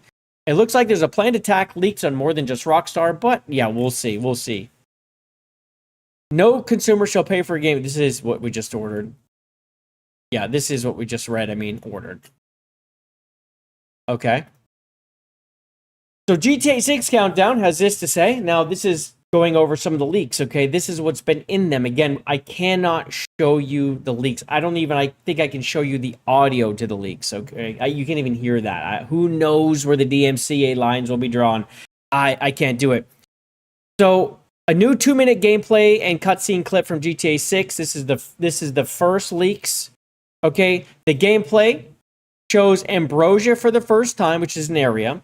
Driving looks great. The cars have weight to them. Now, this is like GTA 6 Countdown. They're going to paint everything as, oh my god, and it's bullshit, right? The driving just looks normal. It looks like GTA. It's fine. The physics look fine. Now, there was a song, Sports Car by Tate McRae, was playing on the radio, so that's confirmed, right? There's a new option to steal cars by either cloning key or smashing windows. So the new thing that thieves like to do these days are clone keys. They can use like all sorts of like instruments and stuff, like literally clone your key, like aim their little instrument at your freaking house and pick up like the key signal, and they can clone your freaking key from outside. So that's something that's going to be in the game. Some version of that's in the game. There's a slow-mo effect during combat similar to Max Payne 3. You mean Red Dead Redemption 2? There's an option to surrender to the guard shown as a button. You could do that in GTA 5, I believe. Jason, once they come up to you, you can do that. Jason can casually collect a cap that fell off an NPC and wears it. Yes, so you punch a guy out, and you can go and you just put his hat on. A truck Jason enters also shows fuel meter and engine health, so you have that on the car. So cars are going to have fuel limitations in some way. Maybe we'll see how fast it burns fuel. Like, is it video game fast, where you actually have to go? You can't run forever in a car. You have to go to a gas station and fill up and use your money. We'll see. A 10-second cutscene at the end of this one happened, right? Where it showed Jason and Cal talking about men in suits. Actually talked about a VPN, which some people believe was a shot at Rockstar saying how these people are actually on a VPN and you'll never find them. Because it was just put at the end of the clip out of nowhere. It just kind of cut to this, which makes you kind of wonder how much of the game they have access to for real. they might have quite a bit of the game. Some people think it's possible they have a full build, an older build that they actually have access to, which is very interesting if that is the case. But that means they definitely don't have a lot of the updated like graphics, especially like textures. They will not have the most updated AI, like the NPC pathing and all that stuff. For sure, all that stuff is to be taken with a grain of salt. And the story, too. I mean, they wouldn't have everything there, especially side missions, things like that. They'd have lots of the bones, but depending on how old that build is, if the case, then they certainly would not have access to everything. The gameplay and cutscenes look highly polished, which suggests this is a new build of the game. I mean, the cutscene was pretty small. It looked fine. It was completely animated, that's for sure. But everything around it, the way GTA is and has been, is it takes your character, it puts it in the game, it is animated in engine. It's like a live in-game animation right there. So as long as the like the lip syncing is done in that part or whatever, and the animations are done, it should look fine because everything around it's completed. It's not like it's creating a scene every time. And yeah, it was these two that were in the cutscene. These two that were in the cutscene. They were on a boat and they were talking. So now they continue. The GTA 6 situation could be more complicated than many think. The first 1-minute clip leaked showing Jason playing basketball. This is the one I saw, and this was really nothing. He was walking around a house. It was like a raised house, right, with like a parking garage underneath it. Okay, and then there was like it wasn't even a parking garage. It was more like a I don't even know, like an outdoors parking. Like it's open. I can't, like a carport. It's more like a carport, but the carport is made from the raised house. So this house is raised. You walk upstairs to get in the house. Underneath it is just a place you can park. In any case, on the side of the house is a basketball hoop. So he's playing basketball there, and it shows him upstairs, shows him walk down the stairs, picks up a basketball, shoots. It's very basic animation. It's a very basic mini game.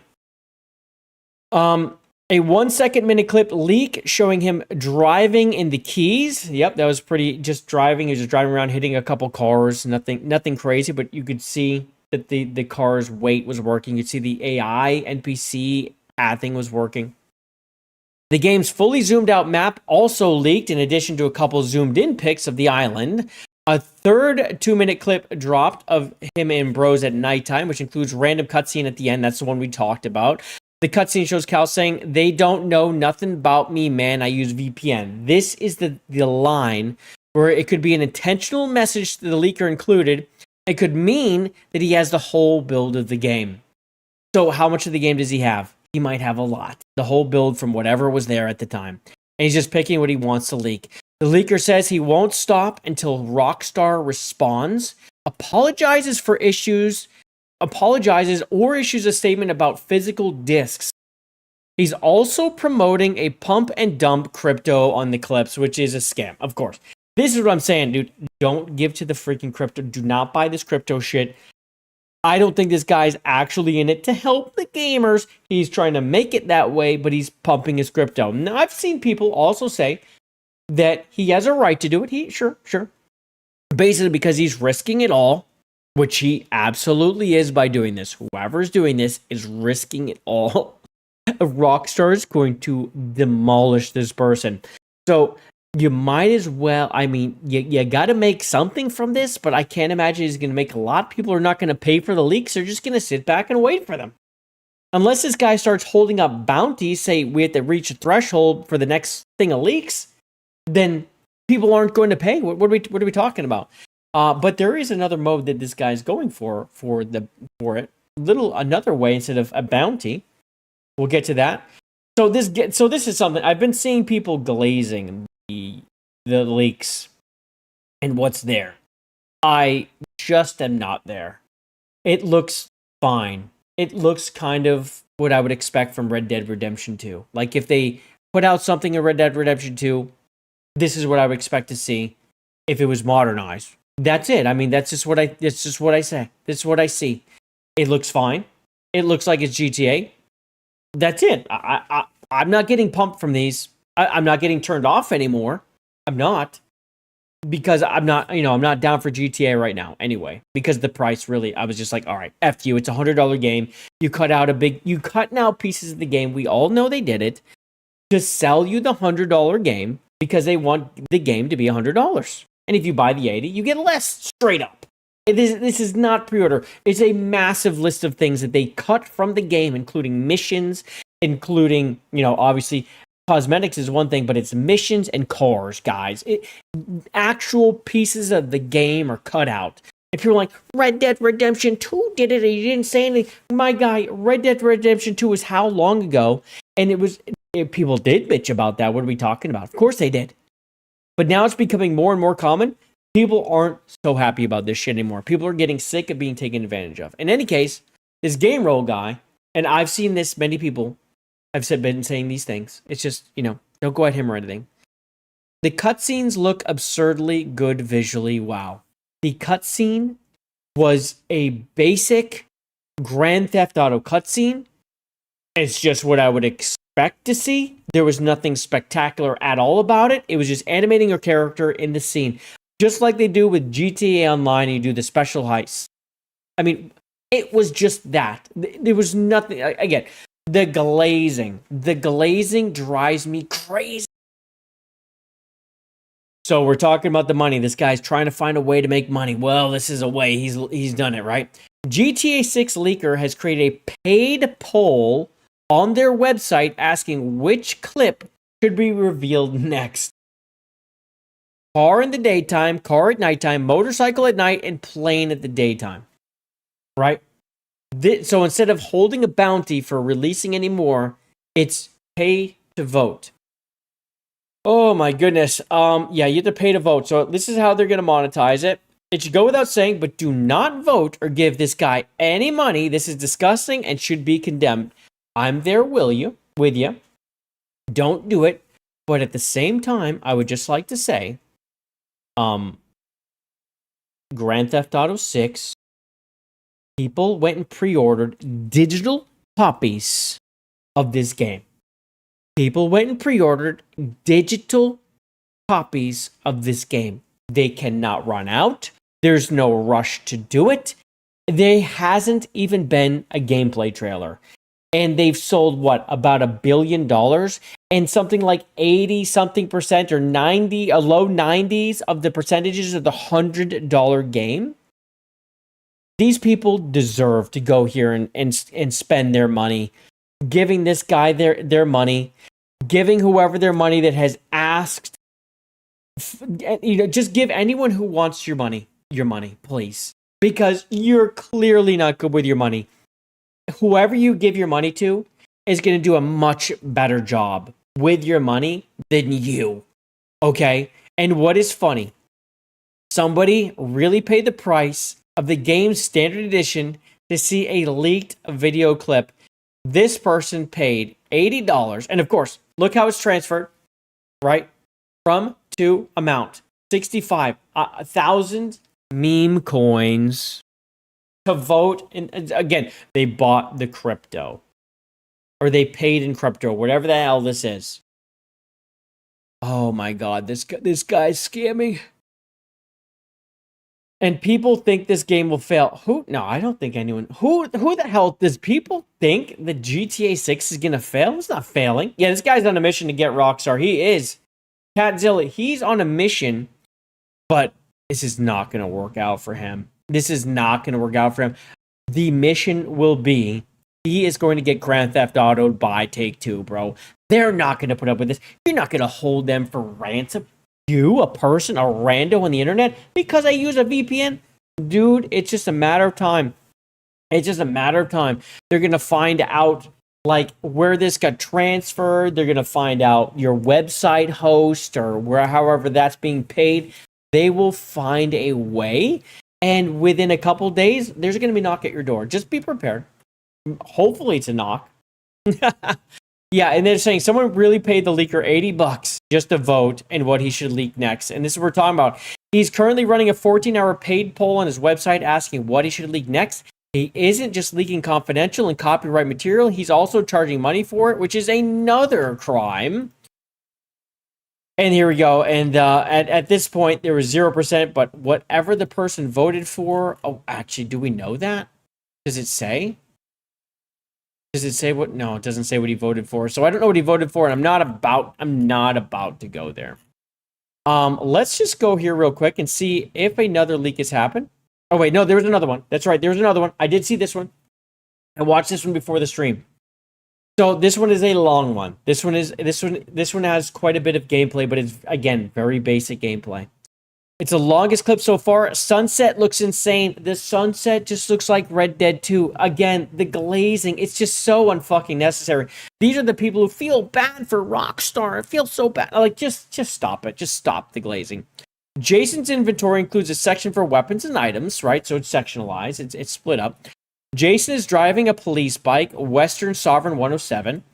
There are consumables for health and stamina. A burger restaurant called Pee-wee's appears on the side of the road. Escaping the police is similar to Red Dead Redemption 2. There's a red area on the minimap where the police search and you have to leave it, right? That's very Red Dead. That's how it was done. And also, we're going back to 6 stars. It's going to be 6 stars again. A canal called Fuzzard Drain appears on the ray trace reflections. Looks incredible. Oh my god. Oh, it's so incredible. The glazing is just so... It just looks fine. Guys, it just looks like a modern-day game. It has detail. That's it. Nothing insane. The game features a ton of particles seen on the ground that physically interacts with the world. A pop-up message appears saying the cops are searching for you, and they have your description with clothes, appearance, and vehicle icons. So this is where maybe changing clothes can help you get away from cops, switching out your vehicle, things like that. Jason has a consumable that increases health called Zombix, but repeated use will temporarily have weaker effect on health. This reminds me of Brucey, okay? And Brucey's like, what was it, the shark or whatever? I forget what they called it, damn it. Oh my god, I just had it. But yeah, Brucey, like in his like steroid shit that he was into. NPCs can report a crime and a blue area appears on the minimap where police comes and it starts searching. There's a karma system, as seen in previous clips with the devil icon that appears when Jason does bad actions. Now, this is something that's kind of new to GTA. I don't remember anything like this, where it's good, bad. So that's an interesting function that they'll be adding. The leaker also confirms he doesn't have a Twitter account, right? So there's been lots of Twitter accounts naming themselves, renaming themselves. There's some of they're older, and now they're called CyberLeak. Leek, by the way.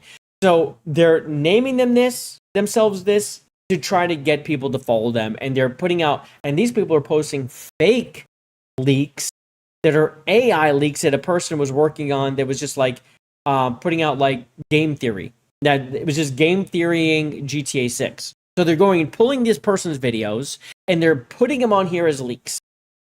It's a little frustrating. Yeah, my eyes are failing. Yeah, I have these occasional days, King Alucard, where I have a tough time seeing. Today's one of those days where I'm having a rough time. So I was like, fuck it, I'll just wear them for the stream. Oh. And I can't drink enough water today. I can't. McKinney coming in with a 2. Thank you very much. I appreciate that, my guy. He says, hail, Jay. And chat, well, hail to you, McKinney. I appreciate that. Thank you for the 2. Shout out. High five. And ladies and gentlemen, this puts us $3 away from tier 1 and having a gaming stream, and most importantly, keeping that streak alive. Because we are $3 away, literally, from tier 1 right now. Just putting that out there. It's been a struggle, boss. We've been moving along, and I appreciate it. I do. And if I need to take the night off of gaming, I will. Well, I'll be gaming, just not streaming it. Either way, I'm playing. But if we can hit it, that would be amazing. To me, I love the streaks. Let's try to keep it alive. If we can. If we can. Thank you very much, though. Thank you, McKinney. Getting us closer and closer. So, stop killing... Hold on. I do want to check this before we get into that. I want to see if another one did drop.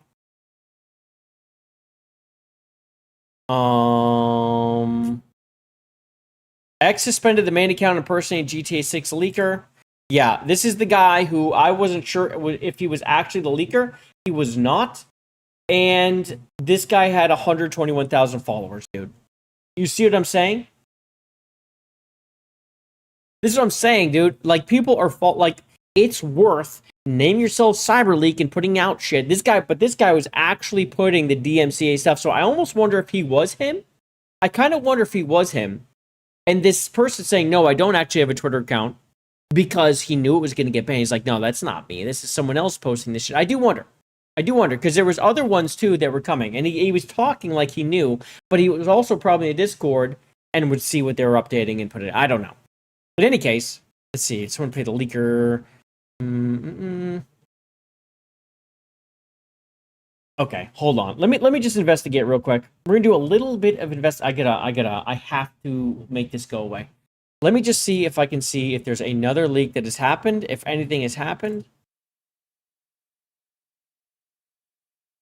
Okay. JayViper leak. Let me just see if there's any updates out here. All right, so this is the one that I saw earlier. Yeah, so this one is the sunset, so beautiful. Okay, so I'm just gonna live react a little bit to this one. Yeah, so you go and you kick a cop off his bike, and you take the bike, and then you jump on the bike. You beat up the cop for a bit, and you take the cop thing. He's driving it. He gets in some water. You can see the water physics, and I'll be real about this. The water physics when the bike drops in, not great. It's really basic. But again, how old is the build? I don't know, but it's really low end. It's really low end splash. When it goes in, it's just like, it does the onion ring thing where it goes boop and then goes down. Not great. And the effects when you get out of the water are also pretty fucking non-existent. But again, this could be build things, and this makes it look bad. And again, the quality of the game, the quality of the footage is so poor. And then it has him walk into what looks like a homeless camp. Okay? And I'm just trying to fix my chat. My chat's doing the thing again. It's only for reading. Anything up close reading. Like, I can read it, but I'm starting to strain. It gets a little strainy sometimes, and I don't want to be doing this and fighting with it. And getting a fucking headache. So yeah, so he goes to this homeless camp and he just starts beating up on people, and then he pulls out a knife or gets a knife from somewhere. Your inventory, by the way, is kind of OG. It looks kind of OG, where you press a button, not sure what button, but you get the ring again. It's just like GTA 5. It's the ring, and you choose which one you want. But I will say this: the icons are shit. Now, they could be placeholder icons, but they look very... I hate to... They're not as bad as this, but they remind me of marathon icons, okay? The marathon icons in their UI, sort of. They're that basic, where it's just kind of like they're pixely. In any case, that's what they got going on. So anyways, going through like this little under bridge tent city, just stabbing people. He literally just killed the guy. Someone just walked up to him and he stabbed the fuck out of them too. I'm looking to see if there's any drug use. No, that's a person holding a knife. But again, these AIs are not really reacting much to him. Now there's one coming up and he just went like flicked at him with a knife like this, but didn't really try and attack. There's other people that are walking around seeing all of this and not really doing anything. And then they have the clip again where they're on the boat. They're just on like a little boat. Looks like they're in an inlet to an ocean, and they're drinking a beer, and then the guy says VPN. But again, I can't play any of this. I'm just trying to see if there's been another leak. Your face. No, this is not new. Not new. That's 11 hours. That's me talking about it. 1 hour. Nope. Nope. No, I don't think they actually ended up doing the other leak. I don't see anyone talking about it right now. That's new? GTA6 Strip Club leak. How I said I was sick. This is not GTA this is not GTA 6, bro. This is not helpful. We're gonna mark the fakes. Then someone edited the one so see, someone edited out like some of the links Because he pretty much has links that are just popping up all over the place that are really annoying. And then people are sharing AI footage. Yeah, so I'm not really seeing anything else. Okay. We're going to close that then. We're going to get out of that. All right, we can bring it back. Sorry about that. Yeah, I didn't want to do any of that on screen because God forbid I actually scroll past an actual leak.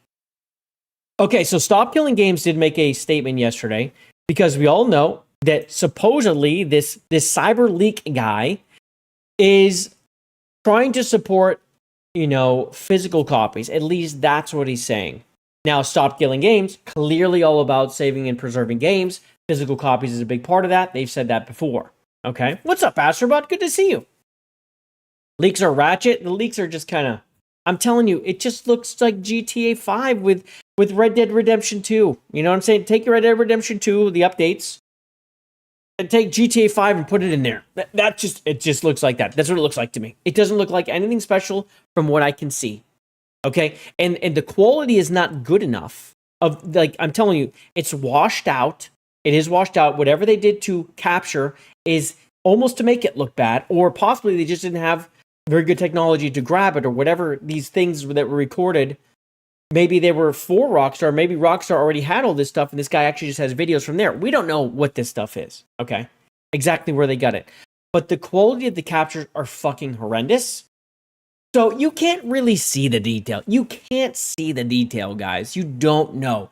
So when they're like, wow, the sun looks amazing. Everything looks so great. Wow, the cutscene's phenomenal. Bitch, these people are shills. You can't tell. You can't see the detail. It's fuzzy. You can't. So anyway, Stop Killing Games has spoken about this. A statement from the current gen GTA 6 leak situation. Footage from GTA 6 has leaked, and a group of hackers, whom we will deliberately not name here to avoid giving them further attention, claims responsibility. The footage itself appears to be genuine. Take-Two has already been hitting it with DMC takedowns, which is why you don't want to post it. You don't want this. This could really fuck up an account. And the speed of those strikes itself is a strong signal of authenticity. These are absolutely real, you can tell. The group is using the leak to promote a meme coin, attaching crypto links and QR codes to the footage and asking people to pay for more. Do not send these people your money, no matter how much sympathy you may feel for their action. It is illegal, and frankly, we feel for everyone at Rockstar having to go through this ordeal again, especially just over a week before their own extended look premieres. Using illegal means to make a point is unacceptable to us and does nothing to protect our right or to keep what we paid for. Now, of course, these guys have been seeing the insides of courtrooms and all these things. They've been doing the work the right way to actually make changes. Meanwhile, this group that has the leaks are basically trying to hostage situation their game release, which is insane to me. It's not going to end good. No matter how strongly you disagree with the decisions of upper management at these companies, there are still thousands of developers who worked hard on this project, and they're the ones being hit the hardest. I feel bad for them, but it's a byproduct at this point. Like, again, the leaks to me aren't that big of a deal. They aren't. They're not showing anything. They're not showing jack shit. I mean, come on, guys. They're not showing anything we don't already expect to see. The glazers are going to glaze it. The people who already want it are going to get it. The people who don't want it are going to talk shit about it. And that's just how it's going to be. Nothing will change from any of this. Okay? I have to reload this. I love how YouTube does this. My favorite thing about YouTube is when it does this. Let me go ahead. I have to fix my chats. Fix my chats on YouTube. Don't want to do it, but I gotta do it. Anyway. Yeah, so they're being hit the hardest, but at the same time, they're the ones who I would feel the worst for. But for the most part, I don't give it. I do not care. For all I'm concerned, they can leak the whole goddamn story. I really don't care. I don't. I mean, it would suck, but it doesn't affect me anyway. It doesn't affect me. Channel that frustration is something constructive instead. This kind of act is destructive and helps no one. Worse, it risks tarnishing the reputation of our communities and our chance to make change. This is the issue. This is going to make them look bad. History isn't on the leaker side either. The last person who did this to Rockstar back in 2022 ended up with an indefinite hospital order. This isn't about a cause worth risking your money or your future on. We seriously doubt that the hack was seriously for that reason. No, this is what I'm saying. I don't think it's really for this. This person wants money. They're saying it's to help, but it's for their meme coin. They're trying to make money. That's what I think. Not sure if I saw this, but check X's DMs. Oh God. Oh God. Do we have more breaking news? Hold on. I'm gonna check my DMs, guys. Just a second. Uno momento.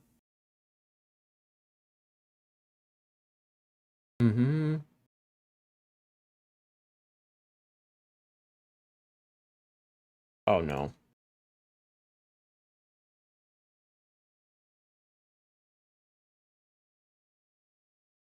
What? Okay. I mean, I guess. I Alana Pierce was like, remember how she hates America? Alana Pierce hates America, so she talked to Japan like, why do you guys not lose your jobs? Well, the answer wasn't going to be in here. Okay, it's not going to be in here. In any case, let me So yeah, that's the situation in Grand Theft Auto 6. The leaks are coming. We'll see how many more. The one that was scheduled for tonight has not shown up yet. And I don't know what's going on with that, but it looks like some information has been drying up. And if we want to, we can go back and just kind of let's go see if Nick Tech has said anything else. I'm not going to... This Rhino guy's annoying. We'll go see if Nick has said anything. He's at least a real person. Let me just see. Glad to see Rockstar Games has massively improved nighttime in GTA 6 based on the leaks. Visibility is actually limited this time and doesn't look nowhere near as bright as GTA 5. I actually don't like super dark night times. This is a fake leak. Yes, this is... Why is this going... How dumb are people? This is a fake leak, guys. Come on, dudes. No goodwill involved. Yeah, there has been nothing else. There has been nothing else. Yeah, there's no goodwill here.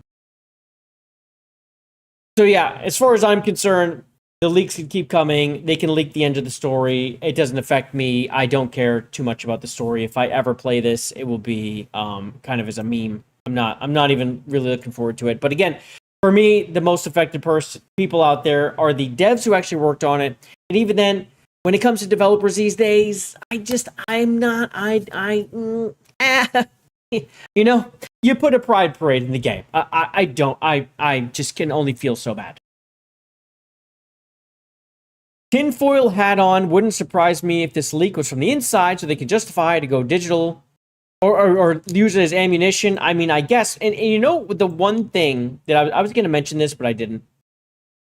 Why it would be from the inside is the one thing that gives this credence is literally nothing has leaked that's worth anything. Nothing at all. Zero. What is leaked? Nothing. There's no end. There's no actual story mission. There's no real cutscene. It was him talking about a VPN on a boat. Other than that, he's just going around stabbing homeless people, driving into traffic. As he turns around, you hear a song. He steals a truck. He played basketball.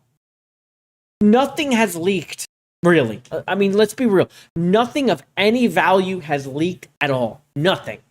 Zero. So, for that, Kyle, if I was going to leak something and use this as ammunition, would you leak anything of any importance? No, you wouldn't. You'd be like, oh, it's leaks, it's GTA. People are like, whoa, and everyone's talking about it. It could just be another way they're promoting their freaking game is through fake leaks. It's possible. I'm not saying it absolutely is happening, but conspiracy hat on. It's possible. All right, let's go talk about this whole... Where is it? Okay, this is from Pirate Nation. I don't know if this is really breaking news. What's up, Zombie 3D? How's it going? It's not really breaking news, but we're going to talk about it. Former God of War writer Alana Pierce spoke with Shuhei Yoshida about why Japanese game developers often have more job security than developers in the West. I will answer this question for him. It's because they give players what they want. That's why. They're not out here making it their mission to make ugly, nasty women and effeminate men as like the only mode of operation, right? It's just not what they do. They make things pretty. They have they have experienced developers. They're not pulling people in through DEI and muddying the waters. This is why they are successful and why they get to keep their jobs, because they actually move product. And a lot of it's Nintendo. Let's be real. We're talking about Japan here. There's a good amount of it is Nintendo. But the ones that aren't are still doing the things I just said. One big now here from this conversation, one big reason is Japan's labor laws. It's much harder for companies to fire permanent employees unless certain conditions are met. True. Okay. Yoshida explained that some Japanese companies may stop giving employees work and encourage them to find another job while still paying them. We have seen this. Japan also has a shrinking workforce, so experienced developers are harder to replace, and companies keep their staff and offer better pay. Well, this is supply and demand, is it not? Whereas we had this never-ending supply of freaking developers. We have too many, way too many.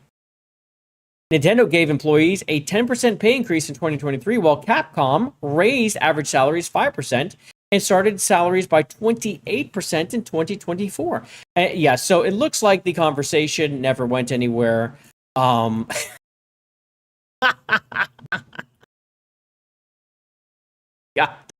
I didn't say it, and I'm not going to say it, but there we go. Yes, I hope you read that. If you didn't, you can rewind. Yeah, the reason is because they make games people want, and they make games that are appealing. That's why. That's actually why. People buy them. Yeah. Yeah, that's it. That's why. They make things people buy. It's commercial. Commercial market, right? It's corporatism. You make things people want, they'll buy them, they'll give you money, and you'll be like, wow, these people are good. They did the good thing, and we're going to keep them. Yeah. Okay, ladies and gentlemen, Conquered 4 is having the worst time. I'm sorry.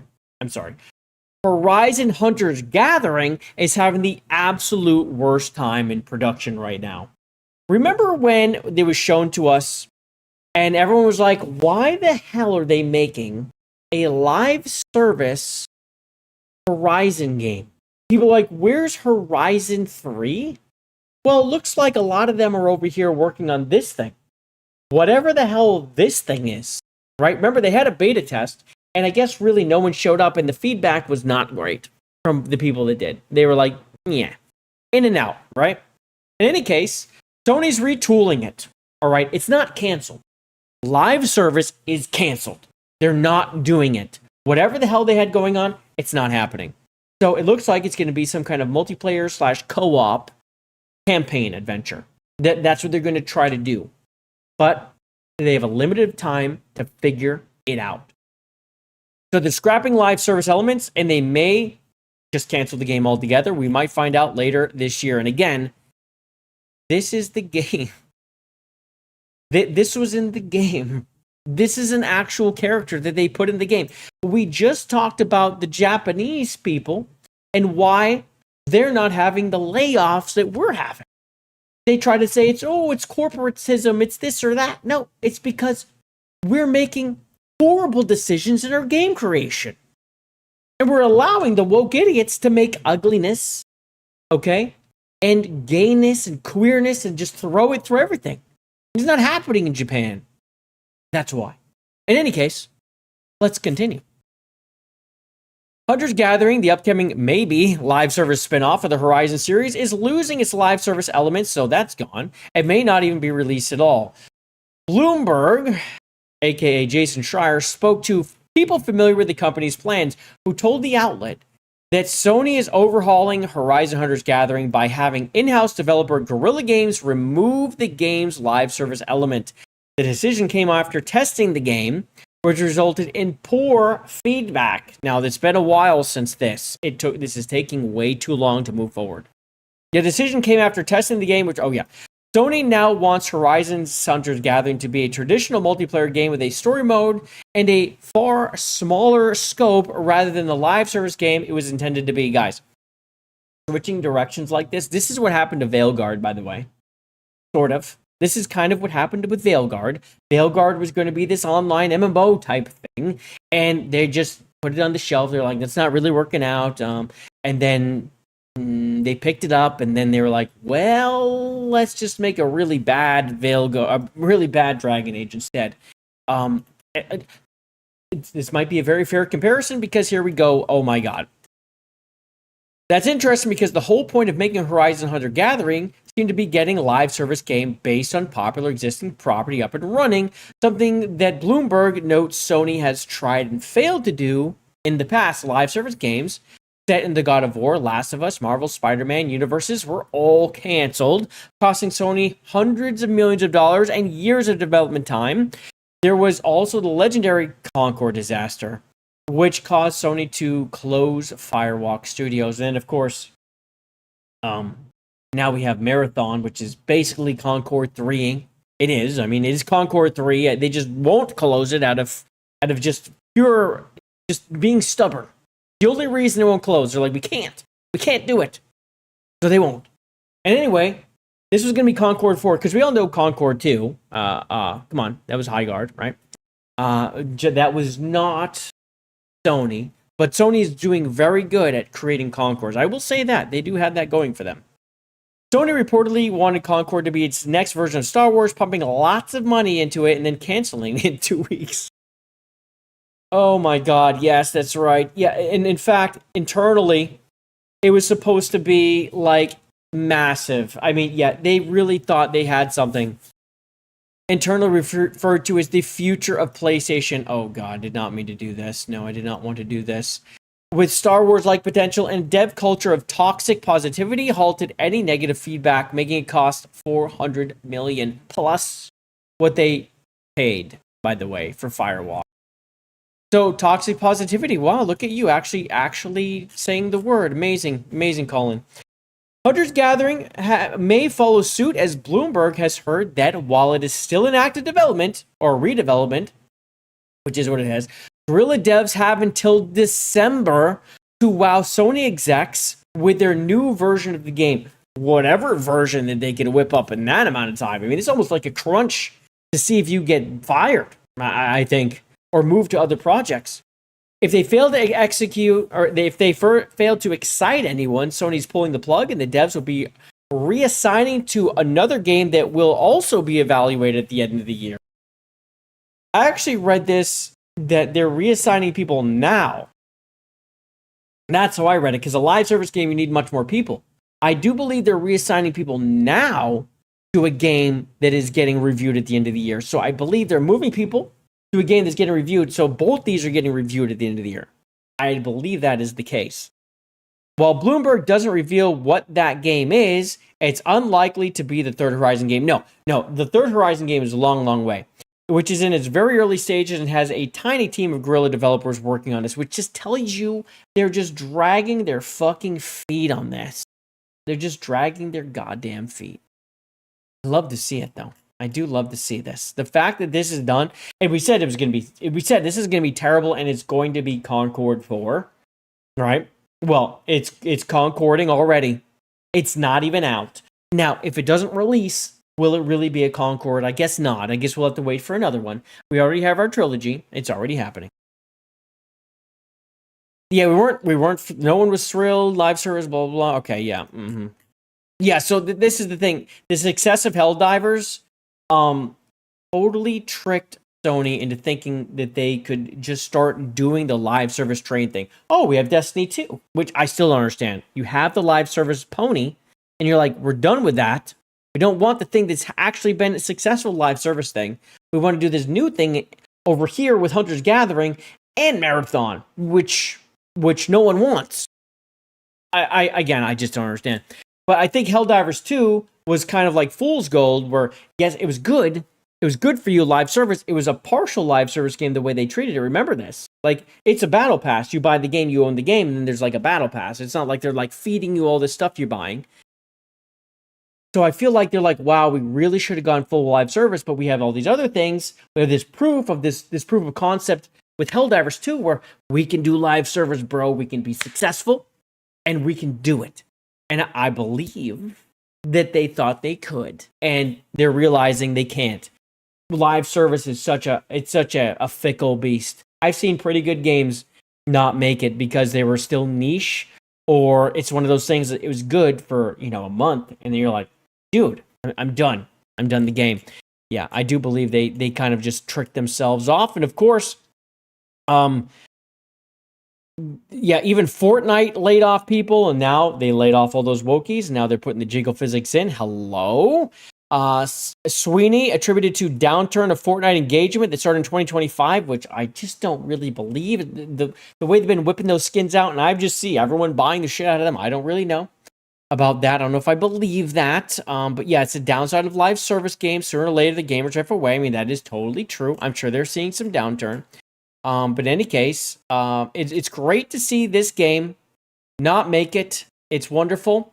And there's something that just I kind of remembered. I went back to my really old post that everyone told me I was crazy, that this wasn't AI. I went and I was watching the freaking video, the reveal video, and I'm like, it kind of looks AI-ish. I'm seeing some weird things, and I started pausing and looking. Well, I think they used AI, and again, I'm all about it, but I just find it funny when companies do it, and they aren't really honest about it, right? They're not telling you. I admit it. Just tell me it's some proof of concept, this is where it led me. Did they use AI and make this stuff with AI because it's cheaper, but because Hunter's Gathering was truly a proof of concept reveal? How much was really in that beta? How much was really in that beta? How ready was it? Because we didn't really see much gameplay. And the beta was coming out? I don't know about that. I kind of feel like it was very limited. In any case, you got two hands. You've got a stretchy neck. You have whatever the hell's going on here. Over here, you have two fucking heads. I had people insisting this is not AI, and then it's just smear frames, bro. Bro, it's just smear frames. I'm like, I know what smear frames are. I do. You do not need them in this type of thing. When you get a guy that moves and the leg stretches, sure. But when you start adding just random effects, no, I don't believe this is smear frames. I just kinda don't believe it when there's a floating hand up above her head. And let's see. I got that one. There's another one where I don't even know if I'm going to be able to find it. This posted very well. And they're like, yeah, then this guy's like, watch the legs. There's like pieces left. This isn't a good picture. His leg stretches a lot. Oh, dude, I had more. There. Look at this shit. She's running and jumping. You never see her hand. This hand is never shown in this part. She runs and jumps, and her hand is up here. Dude, just spare me. It's not smear frames. They used AI, and it's fine. I just wanted them to be honest about it. I just wanted them to tell us, yeah, we used AI. They never told us. So, yeah, Grums, really quick. Playtests were negative. The exec devs already moved, shuffled, live service component ordered and removed. And then he just brings up Asmongold was right. The lighting was exactly like you would expect. Fat and diverse cast of characters for checkboxes. Tumblr art style. We all knew. We all told them nobody listened to gamers again until it was too fucking late. Oh, no! Yeah. Is this a game or an ICE protest? Oh, my God. Why does anybody want this? They don't. That's it. Yeah, they don't want it. Exactly. And shout out to Smash JT, friend of the channel and owner of the latest super chat. I do see it. I will get to it ASAP. But just calling it out once again, bisexual lighting, anyone? Because, my God, is it ever present and very obvious in this game? Just more bisexual lighting. Because you can't have a game from modern devs without bisexual lighting. Please. And you can't tell me that's not what this is. This is what this is. What are we doing? What are we doing? So shout out.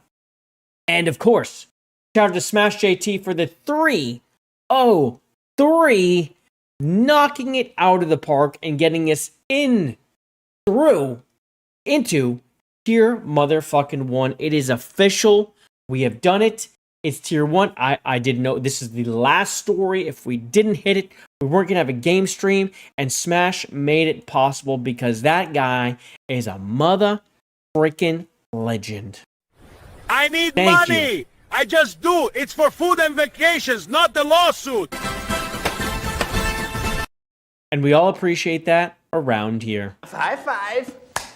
Yes, we do. Thank you very much for the 303 Smash and for letting us hit here too and extending the streak. The most important thing is extending the streak. Yeah. Whew. Oh, you know what? For celebration, I believe it's time to go into a hot tub limo. It's a wild, wild scene.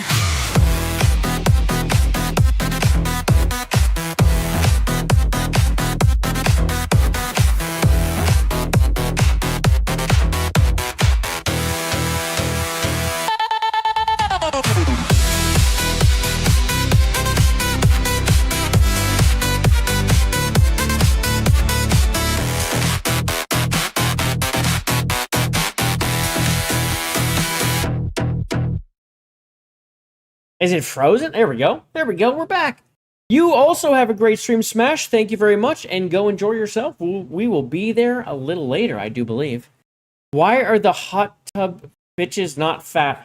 Well, I will tell you why, Charlie. It's because I don't believe in DEI, equality, equity, any of those things. And I want hot babes in the hot tub limo. I don't want to put a fat one in there that's gonna, one give us structural damage to our limo. We don't want that. No one wants structural damage to our limo, okay? And also, when the water fills up, it could end up going way too high. If you have a big fatty in there, and you could lose a lot of the water too, and it can go into the driver's seat. It's a whole mess. It's a whole mess. You have to have only skinny bitches. Yeah, only skinny ones, yeah. I do like that hot tub limo, and I'm really waiting still. Again, I appreciate the 303 Smash, but we're waiting for you to help fund the hot tub limo, the service that we're going to start in Vegas. I'm the idea guy, you're the money guy. What the fuck are we doing? Why are we dragging our heels on that? Why are we dragging our fucking heels? All right, let me close some of this stuff, guys. I have got, you know what I have to do? And this is the fun part. Is I have to go and I have to create the stream that we're going to play really quick because I didn't get a chance to do it. Let me tell you why I didn't get a chance to do it, because my wife made an amazing dinner and I was like fully engrossed in dinner and I was not going to stop eating it. So there. This stream went on a long time. It's 11? God damn. This stream went on a long time. 3.5 hours? Freaking Viper Byte? There was a lot, though. There's some big things to go over, and I couldn't go fast. There's too many big stories, and I didn't even have that many stories. I feel like I had less stories, but they were just bigger ones. Some big-ass stories. Big-ass. Kind of like the chick in Hunter's Gathering. Okay, so let me go ahead and pop this over here.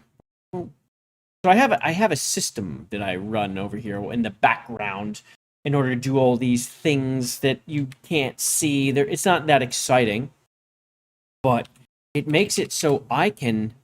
Wait, what number am I up to? Is it 8? I believe it's 8. Yeah, we're up to number 8. Why is number 6 allowed? Oh, I think I didn't move it over. I did it somewhere else. That's why. In any case, let me go ahead and make it. There we go. Do you want fatter ladies in the hot tub, though, Charlie? I mean, it could happen. What's up, Toasty? How's it going? Good show yesterday, Toasty. Thank you for having me on. Ladies and gentlemen, I was on Toasty's stream over on Rumble yesterday, and we had a good old time talking about all sorts of shit. We talked about, we talked about all sorts of shit. It was a good time. I appreciate it. Thank you again for the invite. And now I'm trying to make it so I can actually, yeah, so I did have number 7 there. That's good. Okay. Good. I was a little worried that I did it wrong, but I did it right last time. So one thing I've been having trouble with, I don't know if anyone else has this issue, is actually scheduling a stream.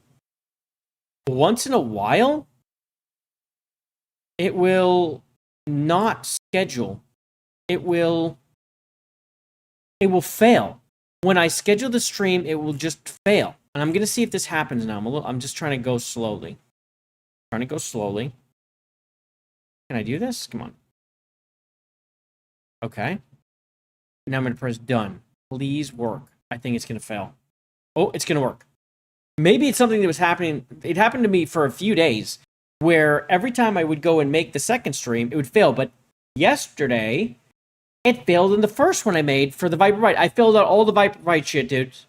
I filled out all the Viper Byte shit. And then I go and press save, like where you actually make the live stream, and it failed. And when it fails, it's not like it pushes you back into the to go and set it up and try again. It's just gone. It just wipes out all the information, and you have to do it again. I was not a happy Jay yesterday when that happened because I was also running a little behind. No, the day before yesterday, Monday. Yeah, it just wiped out. It wiped out the Viper Byte. The most information is there. It's the one where I have to change the most shit, and wiped it out. I wasn't happy about it. All right, I'm going to start the next stream up. Go ahead and get that going. We're going to be playing more Tandy Grail. This has been such a good game. It's been such a good playthrough. Stay right here if you're on YouTube. It'll forward you. If you're on Rumble, it will also just stay there. You'll just see the end screen, then another little short intro, and we'll be right into it. Same thing on X. Just stay right there. Chill out. And of course, I will see you very soon. If anyone's interested in the next stream, it should be on Friday, 8 o'clock. It's usually when I can go. I don't think I have anything else going on. And if for some reason something does pop up, I will usually do it the very next day on Saturday. It's going to be Friday or Saturday. Almost certainly Friday. I don't think I have anything. But you never know. You never freaking know. Until then, I will see you next time, or just in a few minutes, because it's never goodbye, because they can't get rid of us. We don't say bye around here. No. See you next time.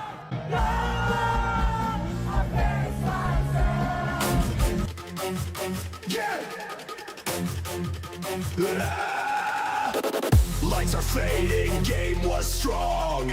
Time to say goodbye so long. We'll be back for another round. It's not the end, we run this town.